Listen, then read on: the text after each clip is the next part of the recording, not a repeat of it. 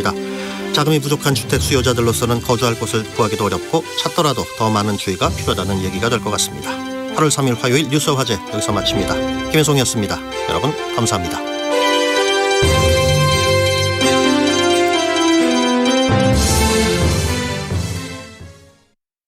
지금 시각 7시 20분입니다. KBS.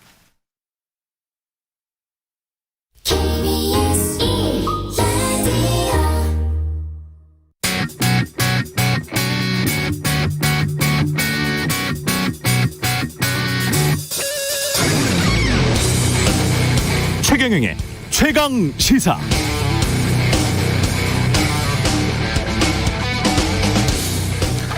지난달 18일 윤석열 후보가 매일경제와 한 인터뷰 동영상이 뒤늦게 주목받고 있습니다. 사람이 먹으면 완전히 병 걸리고 죽는 것이라면 몰라도 부정식품이라는 건 없는 사람은 그 아래라도 선택할 수 있게 해줘야 한다. 이거 먹는다고 당장 어떻게 되는 것도 아니고, 이런 발언뿐만 아니라 법인의 형사 책임을 면제해 줄 수 있는 형사법 개정이 있어야 돼요. 그래서 법인에 대해서는 고액 벌금 같은 걸 부과할 수 있어야 하고, 그렇게 해서 문제가 생겼을 때는 돈으로 때우고 나가면 되는 거고, 미국은 경영진의 형사처벌 리스크라는 게 거의 없어졌어요. 그래, 그런 식으로 우리도 좀 바뀌어 나가고 법인의 형사 책임을 면제해 줄 수 있는 형사법 개정이 있어야 돼요. 이렇게 확실히 말했습니다. 기업의 잘못을 개인 오너, CEO가 아닌 법인에게 책임, 그것도 고액 벌금 같은 것만 부과시키자, 뭐 이런 취지인데요. 이대로 된다면 정경련, 재벌 등은 좋아할 것 같고 유전무죄의 경향성은 확연히 가속화될 겁니다. 고액 벌금에 대한 구상권 청구로 주주들 간 민사소송이 많아지면 대형 로펌은 혜택을 받게 되겠습니다. 반면 이런 말도 했습니다. 제가 마음대로 해고하자는 게 아니에요. 이를테면 게으르고 저성과자 또는 회사가 어려움에 처해서 인력을 감축하지 않으면 회사가 생존할 수 없어. 사업 구조 조정하면 정당하게 보상해주고 조기 은퇴 같은 거 시키지 않고, 이런 거 안 하고 어떻게 회사가 사업을 할 수 있겠습니까? 회사가 사업을 할 수 있게 해줘야 그럼 일자리는 저절로 나와요. 그런 측면에서 보면 기업이 일자리를 만들어주는 것인데, 저는 과도한 인플로이먼트 프로텍션만 좀 완화가 되면 알아서 혁신이 됩니다. 이렇게도 말했습니다. 노동개혁은 이런 식으로 회사가 사업을 할 수 있게 과도한 고용보호를 완화시켜야 한다는 그런 말입니다. 그럼 일자리는 자연히 생겨난다. 지금은 고용보장이 너무나 과도하다. 그래서 회사가 사업 못할 지경이라는 현실 인식이 깔려 있습니다. 어떠십니까? 윤석열 후보를 우리 언론이 제3지대라고 불러왔고, 윤 후보 캠프에서도 중도 확장 전략을 쓴다고 외쳐왔는데, 이건 누가 봐도 정경련 자유기업원 보도자료와 흡사합니다. 이 정도면 국민의힘 내부에서도 우파, 아주 오른쪽에 속합니다. 거기가 3지대입니까? 네, 안녕하십니까. 8월 3일 세상에 이익이 되는 방송 최경련의 최강시사 출발합니다. 저는 KBS 최경련 기자고요. 최경련의 최강시사 유튜브에 검색하시면 실시간 방송 보실 수 있습니다. 문자 참여는 짧은 문자 50원, 긴 문자 100원이 드는 샵9730, 무료인 콩 어플 또는 유튜브에 의견 보내주시기 바랍니다. 이제 일라디오 콩에서도 보이는 라디오로 들을 수 있습니다. 콩 앱 켜시고 일라디오 채널 화면 하단에 캠코더 마크 누르면 일라디오 생방송 보이는 라디오로 보실 수 있습니다.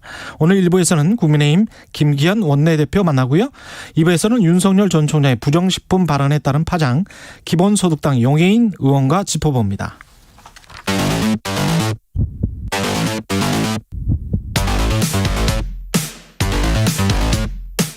오늘 아침 가장 뜨거운 뉴스 언박싱.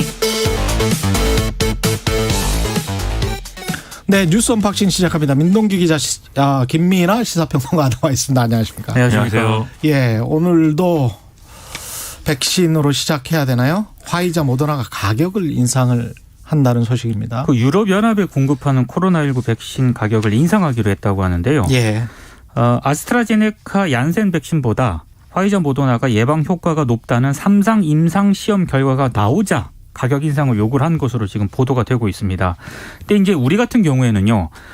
금년에 도입하기로 한 백신 물량은 영향을 받지 않는데 내년에 이제 계약하러 가는 그런 부분이 있지 않습니까? 아무래도 영향이 있을 수밖에 없고요. 더더군다나 지금 지난달은 이스라엘이 부스터샷을 시작을 했거든요. 네. 그리고 미국, 영국도 부스터샷을 사실상 검토를 하고 있기 때문에 이렇게 되면은 하반기는 물론이고 내년 백신 수급에도 상당히 좀 불안 요소가 좀 드리워져 있다. 이런 평가가 나오고 있습니다. 그러니까 이게 부스터샷 때문에 수요가 이제 증가할 수밖에 없는 국면이 됐고 거기다 가격 인상까지 한다고 하니까 우리는 뭐 허리가 휘는 거죠. 그렇죠. 근데 이런 이제 우리 정도 수준의 국가들도 상당한 부담이겠지만 이제 저개발 국가들의 경우에는 거의 뭐 지금 뭐 백신 접종이 제대로 되겠느냐 이런 의문으로 번지고 있는데 그쪽은 가격 인상은 안 할 거래요. 아 그렇습니까? 예, 미국하고 선진국 우리나라 포함해서 선진국이기 때문에 예, 좀 돈 좀 있는 나라들 위주로 모더나 쪽은 그렇게 지금 이야기를 하더라고요. 외신에서는 그렇게 나왔습니다. 예, 역시 예. 외신을 봐야 돼요. 외신.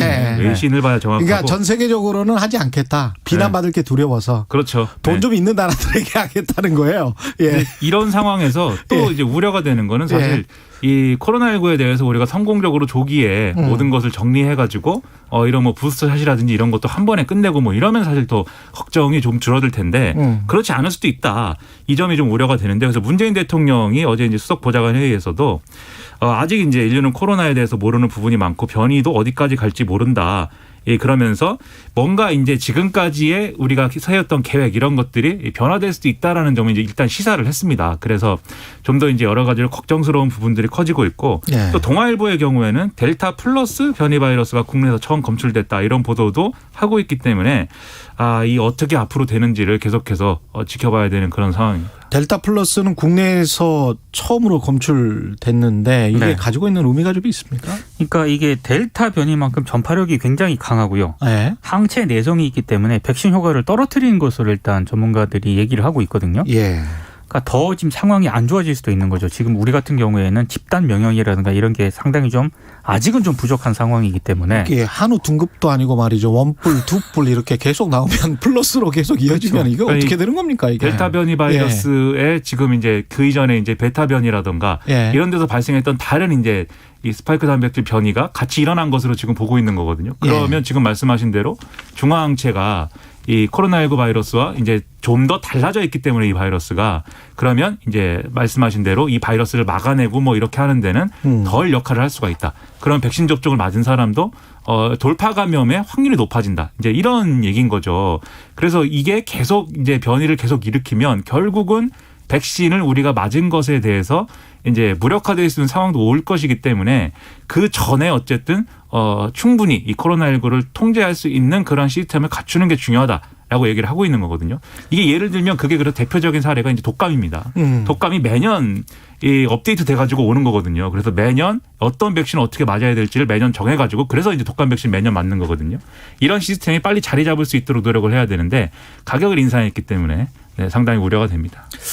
치료제에 관해서도 좀 우리가 눈을 돌려봐야 될 것 같아요. 백신만 가지고는 이게 조금 한계가 있는 것 같고 제가 좀 자료를 찾아보니까 미국 같은 경우에 한 달 원래 7월 4일에 70% 최소한 1차 접종자 이상이 70% 인구의 70%를 접종하겠다. 이게 미국 정부의 목표였는데 최근에 됐거든요. 8월 1일, 2일 정도에 됐습니다. 근데 미국 현지 시간으로 지금 일일 확진자가 70%가 넘는 나라예요. 79,763명이에요. 일일 확진자가. 사망자가 310명입니다.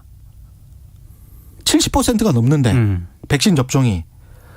이거는 우리 인구보다 한 7배 정도 많다는 걸 감안한다고 하더라도 우리 수치로 따지면 일일 확진자가 10,000명이 넘어요. 엄청난 거죠. 그렇죠. 그리고 사망자 숫자는 수십 명인 거고 우리 기준으로 따져도 이런 통계가 지금 계속 나오고 있고 물론 어제 말씀하신 대로 김연아 평론가 말씀하신 대로 백신 접종을 하면 중증 환자로 전이될 가능성. 그렇죠.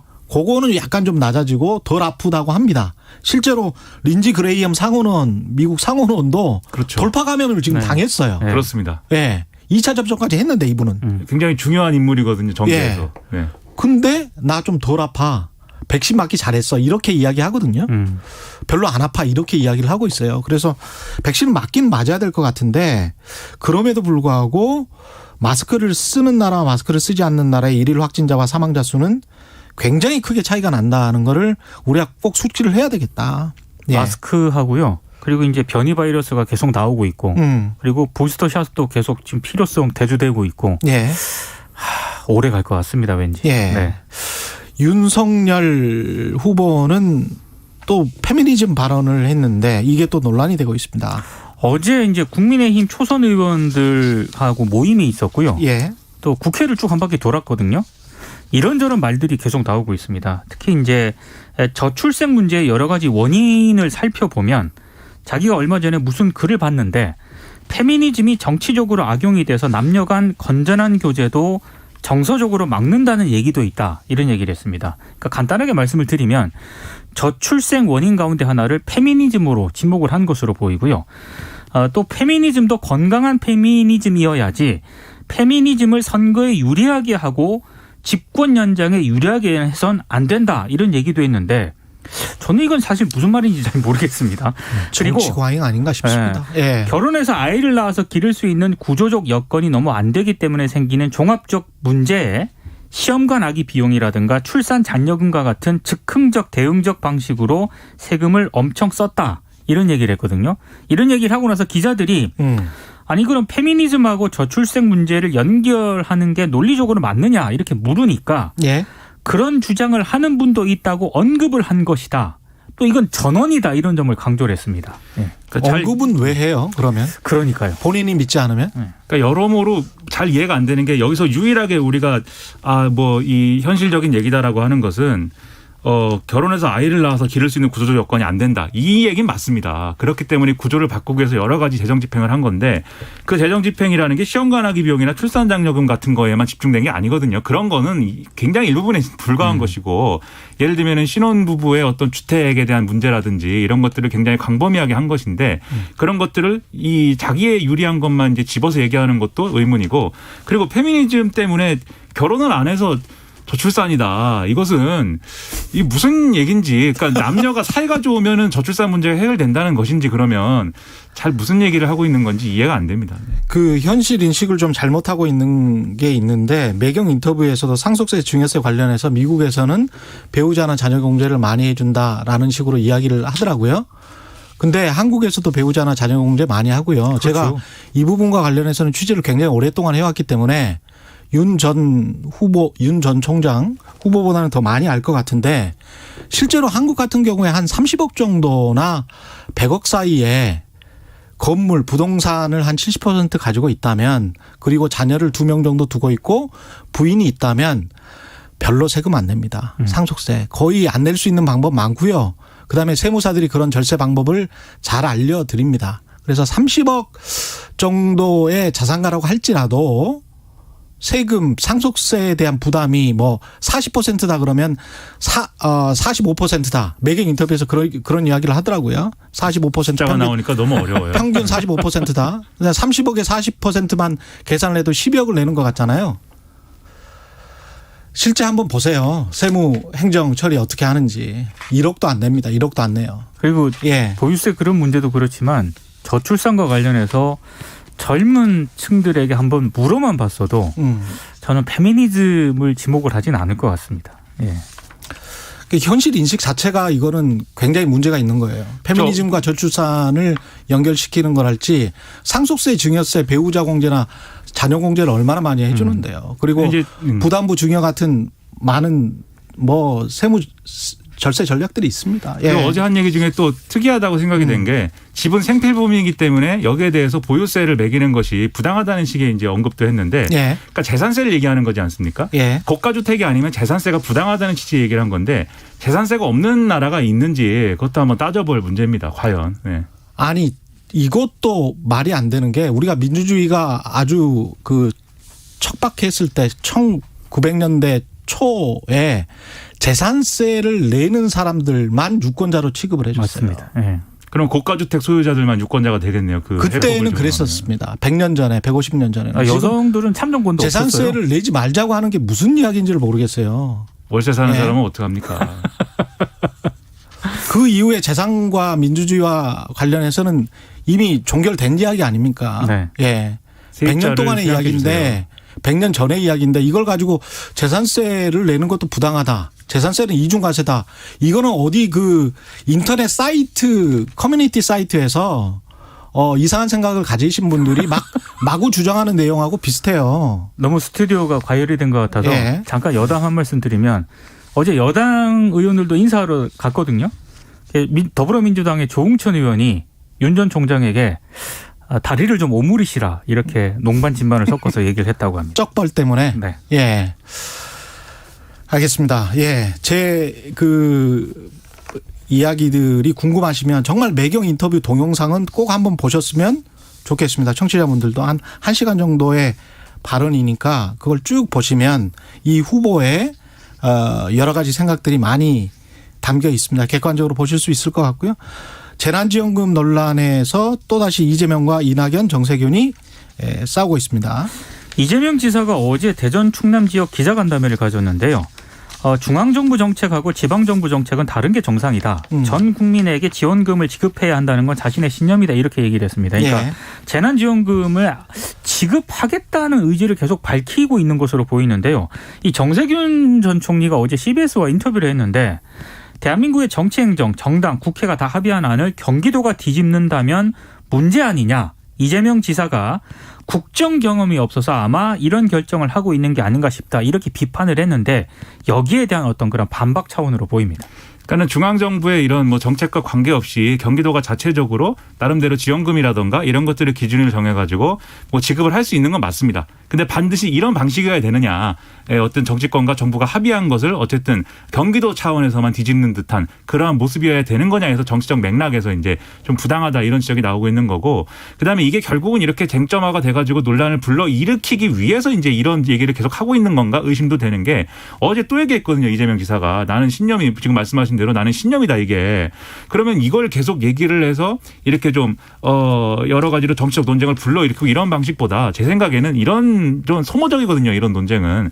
차라리 지사직을 사퇴하는 게 낫다 이럴 거면 그런 생각도 듭니다. 예를 들면 원희룡 지사는 지사직 사퇴하고 경선 참여하잖아요. 네. 정확한 지적이라고 봅니다. 예. 이재명 지사 같은 경우에 경기도만 100% 재난지원금을 하겠다. 그거를 검토하겠다. 그리고 그거 가지고 계속 논쟁을 벌이는 게 정말 정당한 건지 다시 한번 생각을 해보셔야 될 것 같아요. 그리고 이런 식으로 하면 언페어해요. 불공정하다는 이야기를 들을 수밖에 없습니다. 그리고 일부 지자체 원희룡 지사처럼 빨리 그러면 지사직을 사퇴하는 게 훨씬 더 낫습니다. 일부 지자체는 이 네. 제안을 이재명 지사에게 했지만 예. 또 뭐 우리 또 김평의 고향인 수원을 비롯한 그렇습니다. 용인 이런 7개 단체장들은 예. 또 굉장히 반대를 하고 있거든요. 왜요? 재정 부담 때문에. 왜냐하면은 지금 경기도의 구상이라는 거는 70%가 도에서 지급을 하고 30%는 기초지자체가 이제 부담하라는 건데 예. 이게 막 동의가 안 되지 않습니까? 예. 그러면 또 동의가 안 된 지자체는 그럼 빼고 하면 된다. 경기도에서 언론에 나온 얘기는 뭐 이런 얘기예요. 그럼 이게 애초에 왜 얘기를 하고 있는 건지 좀 의문이 될 수밖에 없는 거죠. 총 액수가 4천억이라고 어제 이야기를 했었잖아요. 네, 그렇습니다. 지자체 부담률이 4, 3, 12, 1,200억이고 그렇습니다. 중앙정부는 왜 부담을 해야 됩니까? 그러면 다른 지자체는 안 하는데 이거는 말이 안 되는 논리죠. 예. 뉴스 언박싱 민동기 기자 김민하 평론가였습니다. 고맙습니다. 고맙습니다. KBS 라디오 최경영의 최강시사 듣고 계신 지금 시각 7시 38분입니다.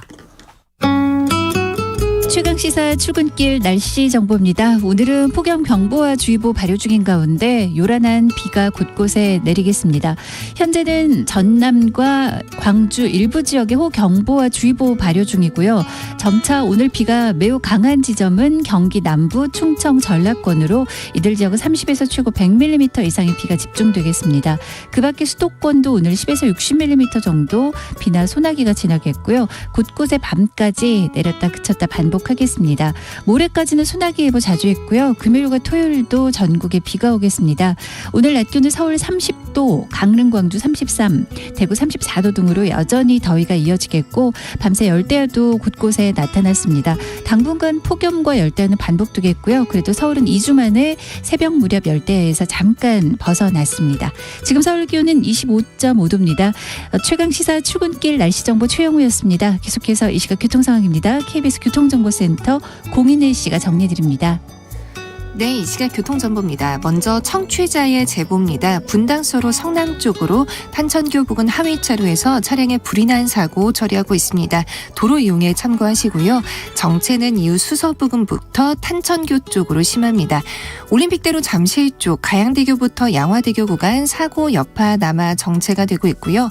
이후 여의 하류부터 한남대교 쪽으로 정체 길어진 이유도 반포대교 부근 하위 2개 차로 막고 차량 전도 사고 처리하고 있어서입니다. 반대 공항 쪽 경부고속도로에서 올림픽대로를 진입하는 한남대교 남단 연결로에서 사고 처리 중인데요. 뒤로 잠실대교부터 영향을 받고요. 차량 합류 차선인 만큼 주의해서 이동하셔야겠습니다. KBS 교통정보센터였습니다. 오늘 하루 이슈의 중심. 당신의 아침을 책임지는 직격 인터뷰. 여러분은 지금 KBS 1라디오 최경영의 최강시사와 함께하고 계십니다. 네, 최재형 전 감사원장에 이어서 윤석열 전 검찰총장까지 당 밖에 있는 외부 주자들이 입당하면서 8월 경선버스 출발을 위한 국민의힘 일정이 착착 진행되고 있습니다. 오늘 1부에서는 국민의힘 김기현 원내대표 연결해서 지난주 전격 입당한 윤석열 총장에 대한 입장, 향후 경선 현황, 그리고 원내 현황까지 두루 짚어보도록 하겠습니다. 김기현 원내대표님 연결돼 있습니다. 안녕하세요. 네, 반갑습니다. 김기현입니다. 예. 휴가는 잘 보내고 오셨어요? 그동안 사실 하루 4시간씩 자면서 버티다가 오래간만에 휴가 좀 하려 했는데 일들이 많이 생겨가지고 조금 하기가 그랬습니다. 어디 다녀오셨어요? 고향 다녀오셨어요? 그냥 좀 쉬었습니다. 아, 그러셨군요. 네. 그 휴가 가신 사이 그리고 이제 이준석 대표도 지방 출장을 갔었었는데 윤석열 전 총장이 금요일에 입당을 했었잖아요. 금요일 2시쯤인가요? 입당을 했었는데 이건 어떻게 보십니까? 저도 사실 뉴스를 보고서 알았습니다만은 좀 어색한 장면이었다는 생각을 하고요. 어색한 장면이었다. 사전에 협의를 했으면 더 좋았을 것 같다는 생각을 하는데 무슨 내부 사정이 있었긴 하겠지만 그렇다 하더라도 조금 아쉬운 측면이 있고요. 어쨌든 하여간 저희 당으로서는 반갑고 환영할 일이다. 이게 야권 후보가 단일화되느냐 야권이 통합되느냐라는 것이 여전히 오랫동안 숙제로 남아있는데 커다란 산을 하나 지금 넘어가고 있다. 그런 측면에서 내년 대선에 있어서 야권 후보의 단일화, 야권 통합이 이루어지는데 큰 문제가 이제는 없을 것이다 하는 예측을 할 수 있기 때문에 단합된 힘으로 우리 국민들에게 다가갈 수 있는 야권 진영을 형성할 수 있는 그런 좋은 계기가 되었다고 봅니다. 지난번 제 인터뷰에서 신지호 전 의원, 윤석열 캠프의 정부 실장입니다. 이 부분 같은 경우는 이제 전적으로 개인 결정이었다는 거예요. 시기나 이런 것들은. 그래서 이게 혹시 윤석열 후보가 어떤 다른 생각을 가지고 금요일 날 오후에 입당을 한 건지 아니면 어떤 시점에 있어서 왜 그 시점을 선택한 건지에 관해서는 잘 확인이 안 됩니까 지금? 글쎄 제가 들은 설명으로는 8월 2일 날 입당을 하기로 사전에 얘기가 돼 있었는데 그게 이제 일부 언론에서 그걸 보도를 하면서 그럴 것 같으면 빨리 앞당기자 기왕에 그렇게 사전에 정보가 보도가 된 마당에 미룰 이유가 없지 않느냐라고 판단했다고 이해를 하고 있고요. 그 시점이 중요한 건 아니기 때문에 중요한 건 아니다. 어제 상견례도 하셨고 그랬는데 어떠셨습니까? 그 이전에 상견례 하기 전에도 윤석열 총장과 둘이서 만나서 한 1시간 반쯤 얘기를 나눈 적도 있었고요. 자신의 속내도 많이 얘기를 들었고 또 저도 가지고 있는 우리 당의 입장을 여러 차례 상세하게 설명도 했고 하기 때문에 서로의 생각의 많은 부분들에서 공통점을 찾을 수 있었던 상황이었고요. 단순하게 입당에는 형식 절차를 거친 것에 불과한 것이기 때문에 어제 입당했다, 어저께 상견례 했다 이런 것은 하나의 절차다. 그렇게 이해하시면 좋을 것 같습니다. 그리고 지금 최근에 특히 이제 7월 중순쯤에 한 매경 인터뷰나 이런 것들을 보면 1시간짜리 꽤 긴 인터뷰였거든요. 이걸 보면 국민의힘 내부로 봐도 상당히 우파 쪽 발언을 많이 했어요. 윤석열 후보가. 이게 중도 확장 전략, 당의 중도 확장 전략과는 약간의 좀 차이가 있는 것 아닌가 이렇게 보는 시각도 있던데 어떻게 보십니까? 우리 당에 있는 그 각 의원들이나 후보들의 스펙트럼이 좀 다양합니다. 예. 방금 말씀하신 우파 쪽에 많이 이렇게 강한 의지를 가진 분도 계시고요. 예. 또 그보다는 또 중도 좌파까지 아우르는 그런 입장을 가진 분도 계시고, 저희 당은 중도 좌파, 중도 우파, 그리고 우파까지 다 아우르고 있는 그런 스펙트럼이기 때문에 윤 총장 한 분 때문에 어떻게 당의 외연이 확장되고 축소되고 그런 일은 아니라고 저는 생각합니다. 근데 그게 이제 당은 상관없겠지만 아무래도 이제 대통령 후보로 나서고 지지율도 지금 굉장히 높지 않습니까? 지금 당장 봐서는 전체로도 1위인데 그런 측면에서 봤을 때는 그리고 이준석 대표가 이제까지 강조했던 것들도 이제 중도 확장 전략이었단 말이죠. 그것과는 약간 좀 배치되는 거 아닌가 그런 생각입니다. 저희 당은 지금 어떤 후보하고 상관없이 중도 쪽으로 확장하기 위한 노력을 계속해 나가고 있고, 저도 우리 정당 대표 연설을 국회에서 하면서 가치, 세대, 지역, 계층 이런 가세지계를 확장해 나가는 전략을 앞으로도 계속해 나가겠다고 공식 천명하기도 했습니다. 예. 실제로 저희들이 가치를 지향하는 가치면에 있어서도 예전보다 훨씬 더 중도 쪽으로 많이 기울어져 있는 여러 가지 정강 정책들도 이미 다 발표하고 실천하고 있고요. 예. 세대의 확장에 있어서도 우리가 20대, 30대를 향해서 많은 지지층 확보하기 노력을 해왔고, 또 그것이 실제로 성과로 나타나고 있는 것이 지난 4.7 재보궐선거에서도 보여졌고요. 그렇죠. 지역적으로 보더라도 지금 우리 취약계층에 대해서 많은 애정을 저희들이 쏟고 있는 것이 현실적으로 통계 수치로 나타나고 있지 않습니까? 예. 이처럼 저희들이 가세지계를 확장하기 위한 노력을 계속하고 있는 그런 마당에 여러 후보들이 함께 와서 저희들이 우리 당이 만들어놓은 국민의힘이라는 당이 만들어놓은 이 플라자, 이 광장에서 서로 이제 경쟁을 벌이는 것이기 때문에 어떤 특정 후보 한 사람 때문에 이렇다 저렇다 할 일은 아니라고 보고요. 예. 오히려 우리 당에 지금 새로운 인물들이 많이 등장하는 것 자체로서 의미가 있는 것이다. 민주당의 경우 보면 표현이 조금 그렇긴 합니다만 늘 보이던 얼굴, 흔히 말하는 그나물의 그 밥 이런 표현이 적절한지는 모르겠습니다만 이재명, 이낙연, 정세균, 김두관 이런 분들로 계속해서 지금까지 벌써 1년, 2년 세월 동안 계속 해왔지 않습니까? 그런데 비해서 우리 당에는 이번에 새로 입당한 윤석열, 최재형 후보를 비롯해서 우리 당 내부에서도 새로운 인물들, 윤희숙 이런 분들도 국민들 관심을 끌고 있고요. 하태경 의원 같은 경우도 그런 관심을 끌고 있고, 많은 분들이 지금 새롭게 등장하면서 뉴페이스가 나타나고 있다. 그런 측면의 전체적 역동성을 보고서 평가하는 것이지 어떤 특정 후보 한 사람을 두고서 우리 당을 하지는 않을 것이다. 저는 그렇게 판단합니다.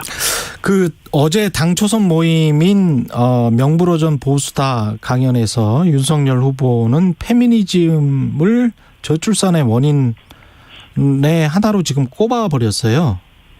이거는 그러니까 얼마 전에 글을 보니 페미니즘이 너무 정치적으로 악용돼 남녀 간 건전한 교제 같은 것도 정서적으로 막는다는 이야기도 있다. 이렇게 이야기를 했거든요. 근데 이게 페미니즘도 건강한 페미니즘이어야지 선거나 집권 연장하는데 악용돼서는 안 된다. 이 발언은 어떻게 우리가 해석을 해야 될까요? 글쎄, 제가 윤석열 캠프의 대변인이 아닌 마당이기 때문에 어떤 특정 우리 당이 윤석열 후보만 있는 것이 아니고 그렇습니다. 많은 후보들이 있는데 특정 후보에 대해서 제가 설명을 하고 그 속내를 알지도 못하면서 정치 평론가처럼 그렇습니다. 그렇게 말씀드릴 수 있는 게 아니지 않겠습니까? 제가 오늘 대표를 맡아 있기 때문에 그러시네요. 어떤 후보에 대해서 가타부타 말씀드리는 것은 적절하지는 않은 것 같습니다. 죄송합니다. 제가 전체적으로 보면 정치적 그런 코멘트를 하는 데 있어서 아직 이 정치권에 입문한 지 얼마 되지 않다 보니까 조금 이 생경한 표현이 있을 수 있다. 이런 측면에서 이해하면 되는 것이고 진심을 봐야 되는 것이지 하나하나 문구를 가지고 볼 일은 아니다. 그렇게 생각을 합니다. 뭐 지지율이 워낙 높고 국민적 관심사가 높기 때문에 계속 이제 질문을 드리는 건데 또 원내대표로서는 또 약간 좀 언짢으실 수도 있을 것 같네요. 그런데 예. 다른 후보들도 다 계시는데 그렇죠. 어떤 특정 후보를 제가 계속 예. 뭐 이렇게 하기는 좀 그렇지 않습니까? 그렇죠. 예. 어떻습니까? 그 국민의힘 대선 버스가 출발을 이제 그냥 할 것 같습니다. 윤석열 후보가 들어왔고 그렇게 되면 예비 검증단을 꾸리자는 이야기가 지금 나왔어요. 그 예비 후보에 대한 그 검증단에 대한 그 논의를 하고 있는데요. 예. 이제 저희들이 그걸 하겠다는 의도는 어떤 우리 당에서 뭐 모든 후보들의 그 검증을 하겠다 이런 의미는 아니고요. 예. 또 그렇게 할 수 있는 역량을 갖춘 것도 아니고 저희들이 뭐 수사권이 있는 것도 아니고 무슨 강제로 뭘 할 수 있는 방법이 없지 않습니까? 예. 다만 이제 이게 여야 간의 경쟁이 벌어지고 또 당 내부에서도 서로 간에 이제 후보끼리 공방이 벌어질 텐데 그 과정에서 과도한 네거티브 형태의 그런 캠페인이 벌어질 경우에는 그것이 실제 사실관계에 부합하는지 여부에 대해서 필터링을 할 필요가 있다. 네. 그래서 과도하게 불필요하게 우리끼리 내부 생채기를 낸다거나 혹은 상대방이 전혀 터무니없는 네거티브 캠페인을 할 때 우리가 그에 대한 대응을 해야 된다라는 차원에서 우리 방어적 입장에서 그런 그 운영을 할 계획이다라고 이해하시면 좋을 것 같습니다. 미리 이렇게 공격적으로 하는 게 아니고 방어적 입장에서 한다라는 어떤 말씀이시죠? 후보에 대해서 예. 뭐 A 후보, B 후보에 대해서 검증을 하고 C 후보는 검증 안 한다 이렇게 할 수는 없지 않겠습니까? 그러네요. 예. 예. 알겠습니다. 그리고 국민의당과의 합당은 있지 않습니까? 이번 주까지가 시한이다라는 식으로 이제 이준석 대표가 최후 통첩을 했는데 같은 의견이신 거죠? 뭐 이번 주까지 시한이다 최후 통첩 표현하니까 조금 아주 강한 표현이긴 합니다만 예. 하여간 최대한 빨리 이 문제를 종결 짓자라는 의지의 표현이라고 이해하면 좋을 것 같은데요. 예. 저는 참 이해하기가 조금 어려운 것이 안철수 대표께서 왜 자꾸 이 문제를 지지부진하면서 끌고 계신지를 잘 모르겠다. 저하고 둘이서 만나서도 얘기하면서 합당 문제에 대해서 굉장히 긍정적으로 빨리 하자고까지 다 구두 합의를 하셨고 실제로 뭐 넘어야 될 특별한 과제도 없었다고 서로 확인했는데 시간이 지나면서 자꾸 뭐 이런저런 다른 얘기들이 나오고 또 그러면서 당명을 바꾸자 이런 얘기까지 나와서 조금 당황스럽다는 생각을 하고요. 예. 지금 어차피 야권은 지금 단일화가 될 수밖에 없는 큰 흐름을 타고 있습니다. 이 큰 흐름을 거스를 수 있다고 저는 생각하지 않기 때문에 또다시 타이밍을 놓쳤다는 그런 아쉬운 얘기를 듣지 않으시도록 예. 하루 빨리 합당 문제 해결하고 야권 통합의 진영을 갖춰 나가는데 같이 보조를 맞춰주셨으면 좋겠다는 생각을 합니다. 혹시 만약에 합당이 뭐 안 되면 11월에 무슨 야권 통합 시나리오로 갈 수도 있습니까? 그런 여지는 남겨두십니까? 어쩌면 뭐 안철수 대표께서는 그런 생각을 하고 있을지도 모르겠습니다. 자신의 어떤 가치를 최대한 극대화시키기 위한 방안으로 하나의 카드로 생각할 수 있을지 모르겠습니다만 저와 우리 당의 판단으로는 그때쯤 가서 단일화하겠다고 할 만큼의 힘이 국민의 당과 안철수 대표에게 남아있지 않을 것이다. 저는 그렇게 생각합니다. 우리 국민적인 관심이 야권이 단일화해서 그 문재인 정권을 심판해라라고 하는 그 힘이 모아져 있는 것이고 그래서 우리 당 그 대표를 뽑을 때 이준석 대표라고 하는 36세의 우리 당 역사상 있을 수 없는 그런 기적적 일들이 일어난 것도 지금 새로운 변화를 통해서 이 야권이 단일화되어서 이 문재인 정권에 대한 심판의 뜻을 확실하게 구현할 구심체가 되어달라라고 하는 뜻인데 그 큰 흐름을 거스를 수 있을까? 저는 하루빨리 야권 단일화에 참여하시는 것이 맞지 11월 달에 가서 어떻게 하겠다고 하신다면 그건 또 다른 커다란 오판이 될 것이다. 저는 그렇게 판단합니다.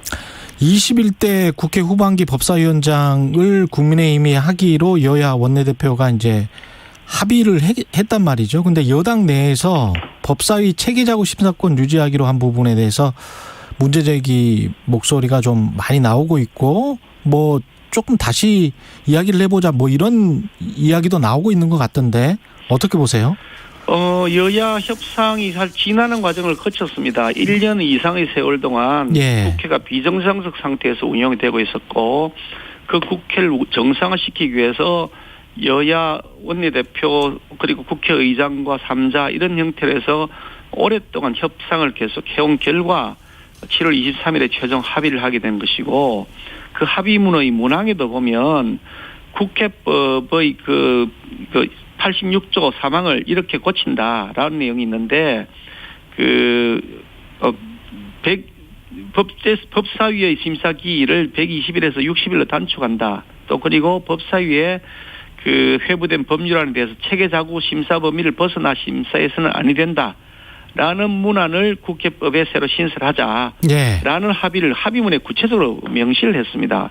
그 상태에서 최종 합의를 한 것이기 때문에 그에 다시 플러스를 하거나 마이너스를 하거나 하는 것은 있을 수가 없는 일이다. 예. 여야 합의를 그 오랜 지난한 과정은 1년 이상의 긴 세월 동안 서로 밀고 당기기 하면서 최종적으로 합의한 것인데 그 합의 문안을 잉크가 마르기도 전에 다시 깨겠다. 만약에 그렇게 한다 그러면 국회를 완전히 그냥 수렁으로 밀어넣는 것이다. 진흙탕 속으로 밀어넣는 것이다. 여당이 그런 선택을 하지는 못할 것이다. 저는 그렇게 생각합니다. 네, 여기까지 듣겠습니다. 말씀 감사하고요. 네, 고맙습니다. 네, 김기현 국민의힘 원내대표였습니다. 고맙습니다. KBS 1라디오 최경영의 최강시사 1부는 여기까지입니다.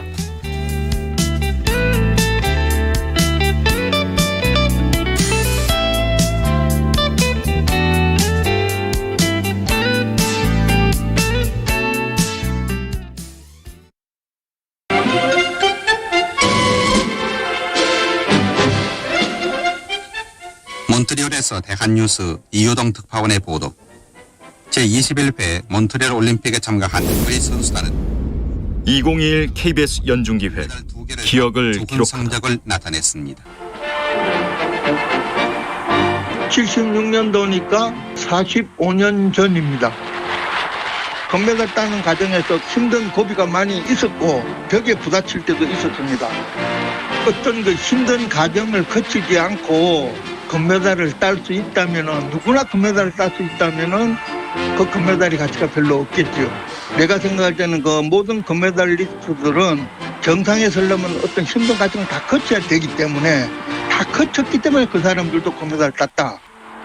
철두철미하게 하는 수밖에 없어요. 다른 방법이 없어요.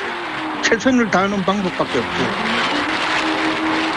벌점 없이 결승 리그에 진출한 양정모 선수는 강적인 몽고의 오이도프 선수와 경기를 벌였다. 그래서 내가 한번 그 사선에 들어가서 오이도프 기술에 내가 걸려서 한번 홀 자세로 아찔하게 그때 내가 홀이 되면 대한민국에 금메달이 없었지.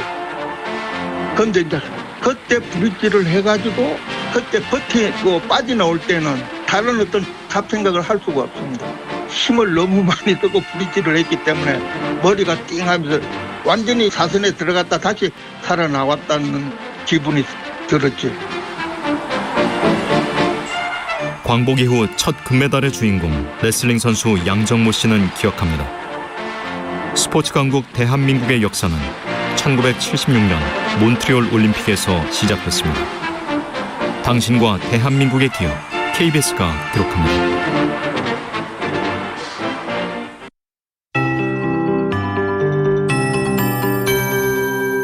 KBS 58분 날씨.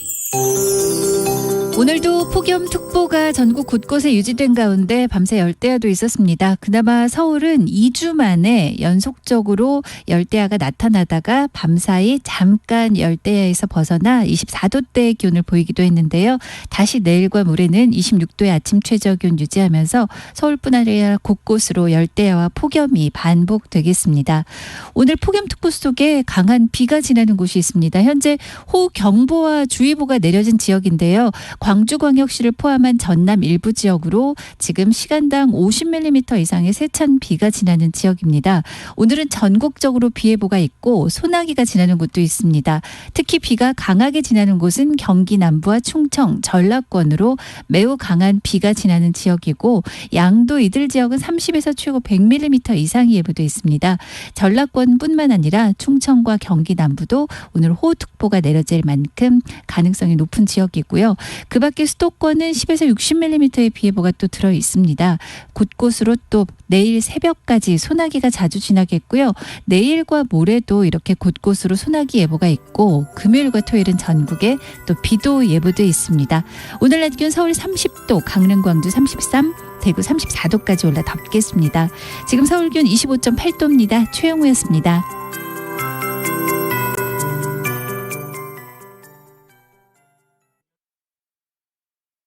정성을 다하는 국민의 방송 KBS가 8시를 알려드립니다. AM 711kHz, FM 97.3MHz, KBS 1라디오입니다. HLKA.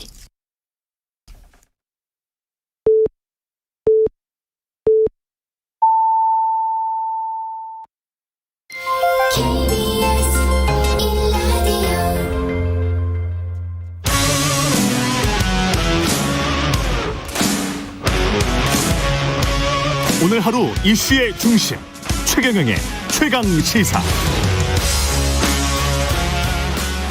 네, 윤석열 전 검찰총장의 부정식품 발언이 계속해서 논란이 되고 있습니다. 여야 대선 주자들은 일제히 비난의 목소리를 쏟아냈는데 특히 기본소득당 용해인 의원은 윤 전 총장에게 선택할 자유를 위해 필요한 것은 부정식품 사 먹을 자유가 아니라 기본소득이다. 실질적 자유.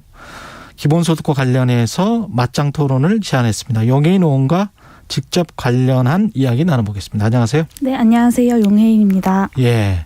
아이는 잘 크고 있습니까? 네, 오늘 이제 88일 됐고요. 지금 아빠와 함께 잘 자고 있습니다. 아, 아빠와 함께? 네. 아직 코 자요? 네, 아직 자고 있어요. 네. 그 아이 데리고 왔을까봐 아이 귀엽게 생겼더라고요. 그래서 예.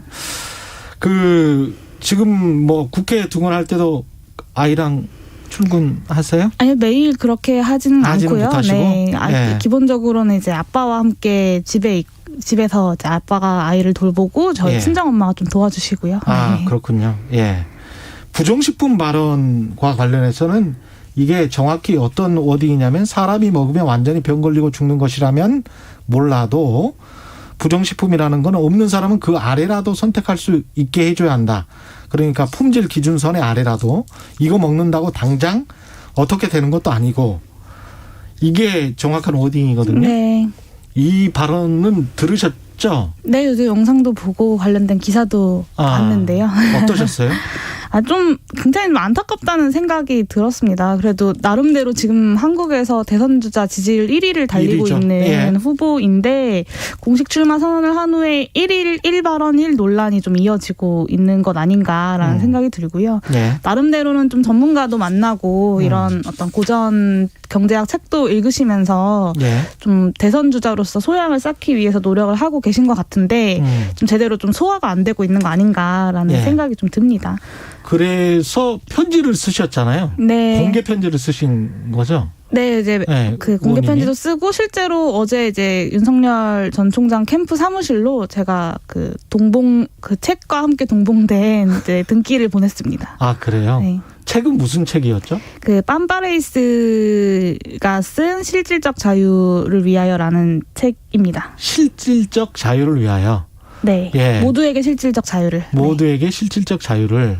그러면 윤석열 전 총장, 윤석열 후보가 이야기하는 선택할 자유와는 실질적 자유가 어떻게 다른 겁니까? 뭐 다르다기보다는 그건 좀 비슷한 취지의 고민을 하고 계신 것 같아서 제가 그 모두에게 실질적 자유를이라는 빰바레이스의 책을 선물을 한 것인데요. 이 선택할 자유라는 것이 지금의 열악한 조건 속에서 열악한 선택, 강요된 선택을 하는 것이 선택할 자유가 아니라 정말로 진정한 의미의 자유, 내가 원하는 방식으로 삶을 살아갈 수 있도록 그런 선택을 할 수 있도록 하는 것이 진짜 진정한 자유가 아니겠습니까? 부정식품을 사 먹을 자유를 과연 자유라고 말할 수 있는가에 대한 의문이 좀 남고요.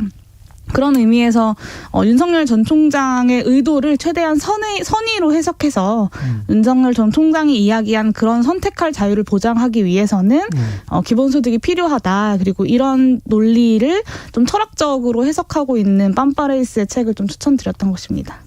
외국 사람들은 그렇게 이야기하더라고요. 선진국 사람들은 그 건강한 식품을 가난한 사람들도 먹을 권리가 있다. 네. 예. 그러니까 그 건강한 식품을 부자만 먹으면 그 사회가 좀 이상한 거 아니에요. 네. 그러니까 근데 이제 부정식품 논란과 그 반대되는 거는 가난한 사람들도 인터넷을 쓰고 쾌적한 환경에서 전기를 공급받고 그런 일종의 이제 기본권이죠. 네. 의식주 같은 거는 기본권인데 아울러서 건강한 식품을 먹을 수 있는 권리가 있다. 예. 근데 그게 안 되면 어떻게 해야 되느냐? 가난해서. 그러면 국가가 그걸 도와줘야 되지 않는 건가? 네. 이게 이제 현대 자본주의, 민주주의의 원리인데 이거는 너무나 보편적인 거기 때문에 뭐 그게 보수건 진보건 간에 그건 다 동의하는 것 같은데요. 그죠? 네, 그렇죠. 사실 그러니까 실질적으로 이 부정식품을 그러니까 어떤 안 좋은 식품을 사 먹지 못하게 하는 것은 아니지만 네. 그것만 사 먹을 수밖에 없는 사람들에게 그것을 선택할 자유가 있는 것 아니냐라고 이야기하고 계신 거거든요, 윤석열 총장님이. 그래서 이미 한국 사회가 발전해 오면서 좀 합의되었던 많은 어떤 원칙들에 대해서도 좀 다시 고민해 보셔야 되지 않을까 싶기도 하고요. 근데 이제 용인 의원은 기본소득당이란 말이죠. 네. 근데 기본소득과 이 선택할 자유는 그 완전히 다른 이야기입니까? 어떻게 보세요, 이거는?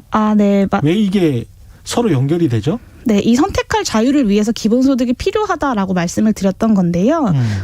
지금 우리나라에서 개개인들의 자유를 혹은 개개인들이 어떤 것을 선택하지 못하게 하는 것은 없습니다. 뭐 의사가 되고 싶다면 의대에 가면 되고, 네. 뭐 정치인이 되고 싶다면 정치에 뛰어들면 되고 국회의원이 되고 싶다면 출마를 하면 되지만 현실적으로 예를 들면 정치인이 된다라고 이야기를 했을 때 국회의원이 되는데 선거에 엄청난 비용이 듭니다. 보통 지역구 선거를 한번 치르면 그렇죠. 서울에 있는 집 한 채 값이 날아간다라고들 이야기를 하는데 몇십억? 네, 중산층 이하의 서민들에게 그런 돈을 들여서 선거에 출마하는 것이 과연 현실적으로 가능한 일인가. 그러니까 법적으로는 아무런 제한이 없기 때문에 우리에게는 그것을 국회의원에 출마할 자유가 있지만 실질적으로는 그런 선택을 할 수가 없는 거죠. 대부분의 사람들에게는. 그렇죠. 예. 그랬을 때 이 실질적으로 선택할 수 있는 자유를 보장하기 위한 어떤 최소한의 조건으로서 기본소득 같은 것이 필요하다라고 말씀을 드리는 거고요. 근데 우리가 이제 실질적 자유를 이야기를 할 때 교육이랄지 뭐 이런 것들은 일반적으로 이야기를 한단 말이죠. 네. 근데 이제 그게 최근에는 기본소득까지 왔는데 네. 기본소득까지 그렇게 바로 뭐라고 해야 되나요? 엘리베이터나 에스컬레이터를 타고 그냥 바로 이렇게 쭉 올라갈 수 있는 건지 아니면 지금 현재의 복지에서 조금씩 더 넓혀보다가 나중에 재원이 충분하면 기본소득으로 가야 되는 건지 거기에 관해서는 논란이 많단 말이죠. 네, 근데 지금의 현재 복지제도가 문제가 많다. 예를 들면 이제 소득 역전의 문제라거나 아니면 이제 그 사각지대의 문제라는 것은 계속해서 한국 사회에서 이야기가 되어 왔던 것 아니겠습니까? 예. 그런데 이 그러니까 기존의 복지제도를 확대한다라는 건 이 선별의 기준선을 올린다는 얘기인데 이 기준선을 올리는 것만으로는 기존의 복지제도가 가졌던 이 사각지대의 문제, 소득 역전의 문제는 그대로 남아 있을 수밖에 없는 거죠. 그랬을 때 이제 기본소득과 같은 어떤 다른 아이디어들이 이제 사회에서 등장을 하게 되는 것이고 오히려 한국 사회 같은 경우는 아직 복지 지출이 더 뭐 유럽에 있는 다른 북유럽 복지제도 선진 국가들과는 좀 차이가 나기 때문에 지금의 어떤 재정 여력을 기본소득으로 시작할 수 있기 때문에 오히려 이런 북유럽 복지 선진 국가들보다는 기본소득 실현의 가능성이 더 높다라고들 보기도 합니다. 어떻게 보면 지금 윤석열 후보와 이재명 후보 간의 기본소득의 대리전 양상인 것 같기도 하고, 왜냐하면 윤석열 후보는 기본소득에 대해서 어제 그 국민의힘 초선 의원들 모임 명불허전 보수다 강연에서 일본보다 우리가 낫다고 해서 마구 제끼고, 어떤 정치는 돈 찍어서 나눠주면 부채도 되지만 자산도 된다는 이야기도 하면서 어이도 없는 인식이다. 이렇게 이재명 경기지사를 겨냥한 듯한 그런 발언을 했단 말이죠. 그리고 문재인 정부의 소득주도 성장과 관련해서도 경제학 이론에서 족보도 없는 이론이다. 뭐 소득주도 성장도 족보도 없다고 했기 때문에 기본소득과 관련해서는 뭐 등기부 등본도 없다. 뭐 이렇게 이야기를 할 것 같은데. 예. 네, 사실 이렇게 후발주자들이 다른 후보를 그러니까 자신보다 위에 있는 후보를 비판하면서 존재감을 드러내고는 하는데요. 네. 사실 지지율 1위인 분이 좀 자기 컨텐츠를 보여주셔야지, 네. 좀 이런 인상 비편만 늘어놓으셔서 되겠나라는 생각이, 솔직한 마음이 좀 듭니다. 이 대선 지지율 1위로서 좀 본인이 생각하는 정책과 공약을 다듬고 발표하는 모습들을 좀 집중해서 보여주셔야 하는 시기라고 저는 생각하는데, 윤석열의 공약, 윤석열의 정책, 윤석열이 꿈꾸는 대한민국은 전혀 보이지 않고 오히려 이렇게 정권 교체라는 수사만 남아있고, 예. 다른 어떤 대권 주자들을 공격하는 정치공학적 행보만 좀 보이고 있는 거 아닌가라는 우려가 좀 들고요. 예. 저는 이래서는 지금 국민들이 윤석열 전 총장에게 보내고 있는 지지율 금방 사그라들 거라고 생각합니다. 그 정말로 페이스메이커 역할만 하고 끝낼 것이 아니라면 윤석열 전 총장이 좀 자기 콘텐츠를 개발하는데 좀 더 힘을 쏟아야 되지 않을까 싶습니다. 기본소득과 관련해서는 이재명 지사가 제일 공약이 아니다라고 하면서 한 발 빼는 모습이잖아요. 이번 대선에서. 네. 관련해서 기본소득당 용해인 의원님은 약간 섭섭하지 않으세요? 네, 문제의식이 좀 있었죠. 네. 이재명 지사님은 제가 만나본 정치인들 중에서는, 기성 정치인들 중에서 기본소득에 대한 의지가 가장 높은 정치인이었는데요. 아무래도 기본소득이 가장 핫한 이슈가 되다 보니 좀 다른 주자들에게 공격을 받고, 그러다 보니까 공약이 아니다 같은 어떤 좀, 사실 한 발이 아니라 두 발을 빼는, 예. 모습들을 그렇죠. 보여주셔서 좀 제가 알던 이재명 지사와는 좀 다른데 라는 생각이 좀 들었고요. 왜 그런 것 같으십니까? 현실적으로 이게 지금 한국 사회에서 받아들여지기 힘든 것 아닌가라는 현실론에 기반한 거 아닐까요? 저는 기본소득에 대한 국민들의 어떤 기대감은 충분히 있다고 생각하고요. 오히려 좀 당내에서 기본소득을 지지하는 뭐 의원이라거나 이런 세력이 좀 거의 없기 때문에 그런 선택을 하셨던 것이 아닌가 싶습니다. 이번에도 결국에는 다시 기본소득 정책을 발표하고 공약을 발표하시면서 기본소득 일선에 돌아오셨거든요. 근데 이것과 관련된 뭐 같이 지지를 하는 국회의원이라거나 이런 분들이 전혀 보이지 않아가지고, 예. 아마 그런 게 좀 영향을 미치지 않았을까 싶습니다. 민주당 내에서. 그럴까요? 그런데 그러면 민주당 내에서도 그렇고 국민의힘은 말할 것도 없고 기본소득에 관해서 이거는 현실적이지 않다라고 주장하시는 의원들이 다수인 거는 사실이잖아요. 네, 사실 국민의힘은 작년에 이제 김종인 비대위원장이 기본소득을 1호 정강정책으로 발표를 했던 적이 있고요. 예. 그런데 막상 대선 레이스에 들어가고 나서 기본소득이라는 정책이 워낙 이재명 지사의 브랜드다라는 이미지가 강하다 보니 사실은 좀 이렇게 정치적인 결정이었다. 네, 국민의힘도 이렇게 좀 기본소득이라는 말을 더 이상 하지 않게 되어버린 상황이라고 좀 저는 보고 있고요. 뭐 민주당 내에서는 이제 민주당뿐만 아니라 전통적인 복지국가를 강화해야 된다라는 주장과 기본소득론자들의 주장은 언제나 좀 부딪혀 왔는데요. 그렇죠. 지금도 그 과정에 있다고 저는 좀 생각합니다. 그럼 더불어민주당 싱크탱크인 민주연구원에서 생활기본소득 보장, 이거를 또 10대 핵심 공약 테마 중 하나로 검토 중인 것으로 알려졌단 말이죠. 네. 생활기본소득이라는 것도 비슷한 맥락일까요? 그러면서 이게 당이 뭐 선거에 개입하는 거 아니냐 이런 논란까지 지금 불러오고 있는데. 네, 사실 이제 생활 기본소득이라는 것의 자세한 내용을 제가 뭐 공개된 것을 아직 찾지 못해가지고 들여다보진 못했는데요. 뭐 기존의 어떤 생애 주기별 뭐 아동수당의 확대라거나 기초노령연금의 확대의 정책들을 이번에 그 민주연구원에서 생활기본소득이라는 이름을 좀 붙였던 것 같습니다. 그래서 어떤 부분적이고 범주형 기본소득의 모델이라고는 볼 수 있지만 우리가 흔히 생각하는 보편적 기본소득의 모델이라고 보기는 좀 어렵다라고 생각하고 있는데요. 근데 어쨌든 그 계속해서 선별이라는 기존의 복지 방식을 고집하고 있는 민주당에서 당 차원에서 좀 이런 정책들을 고려하고 연구하고 있는 것은 좀 고무적이라고 보는데요.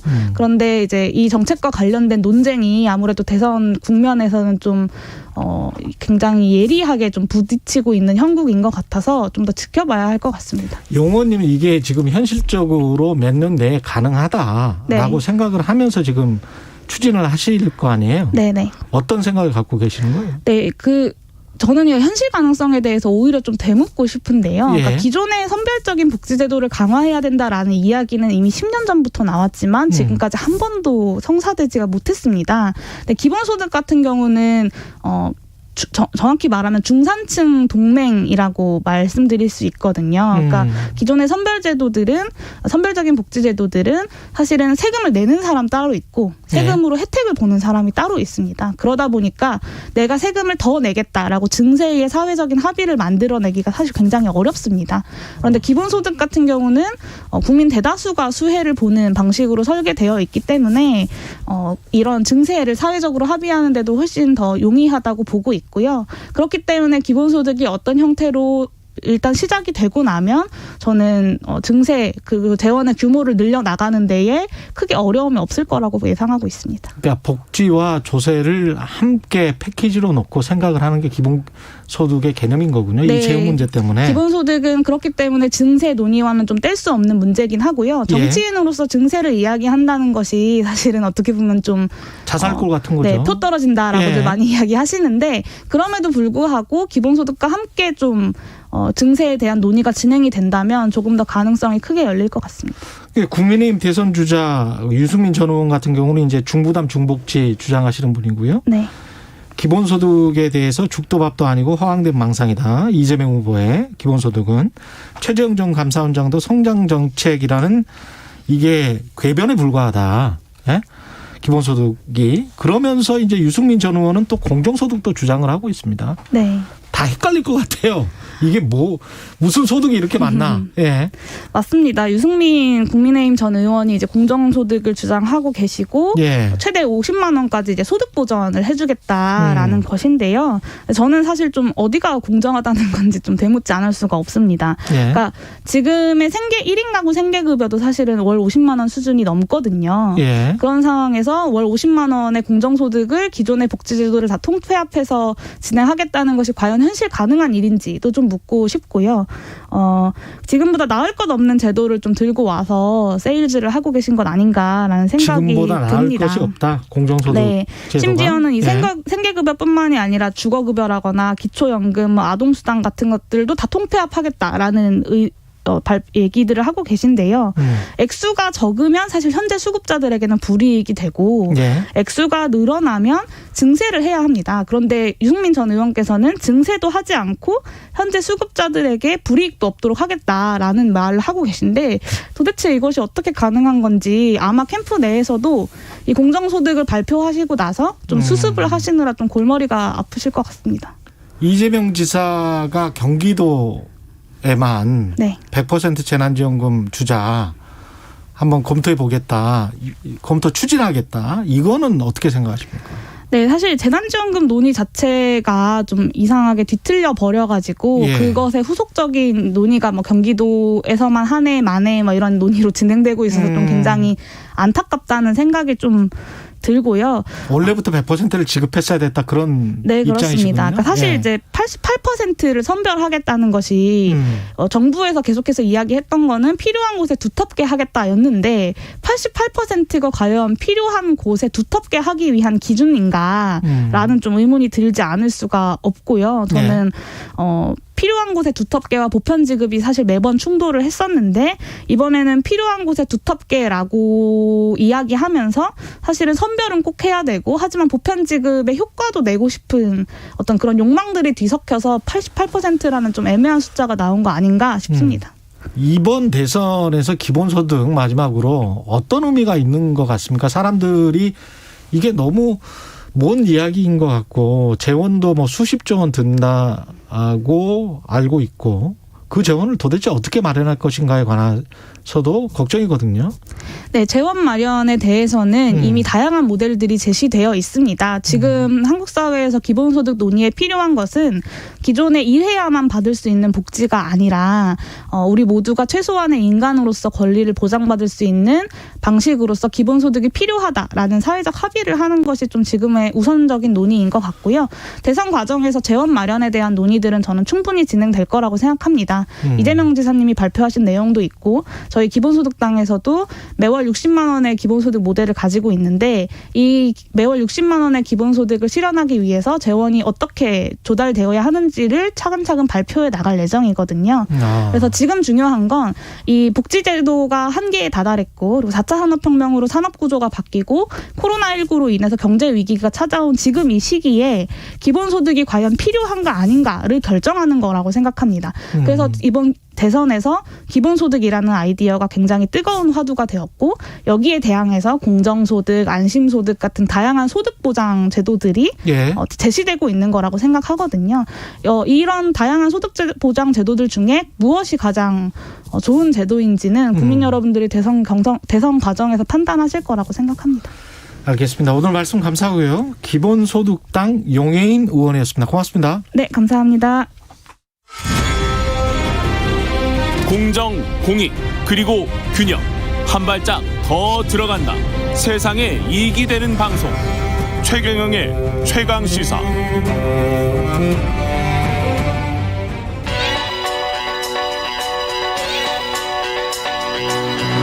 최강시사. 시네리의 눈. 네, 시네리의 눈 뉴스포터 시네리 에디터 나와 계십니다. 안녕하십니까? 네, 안녕하세요. 예.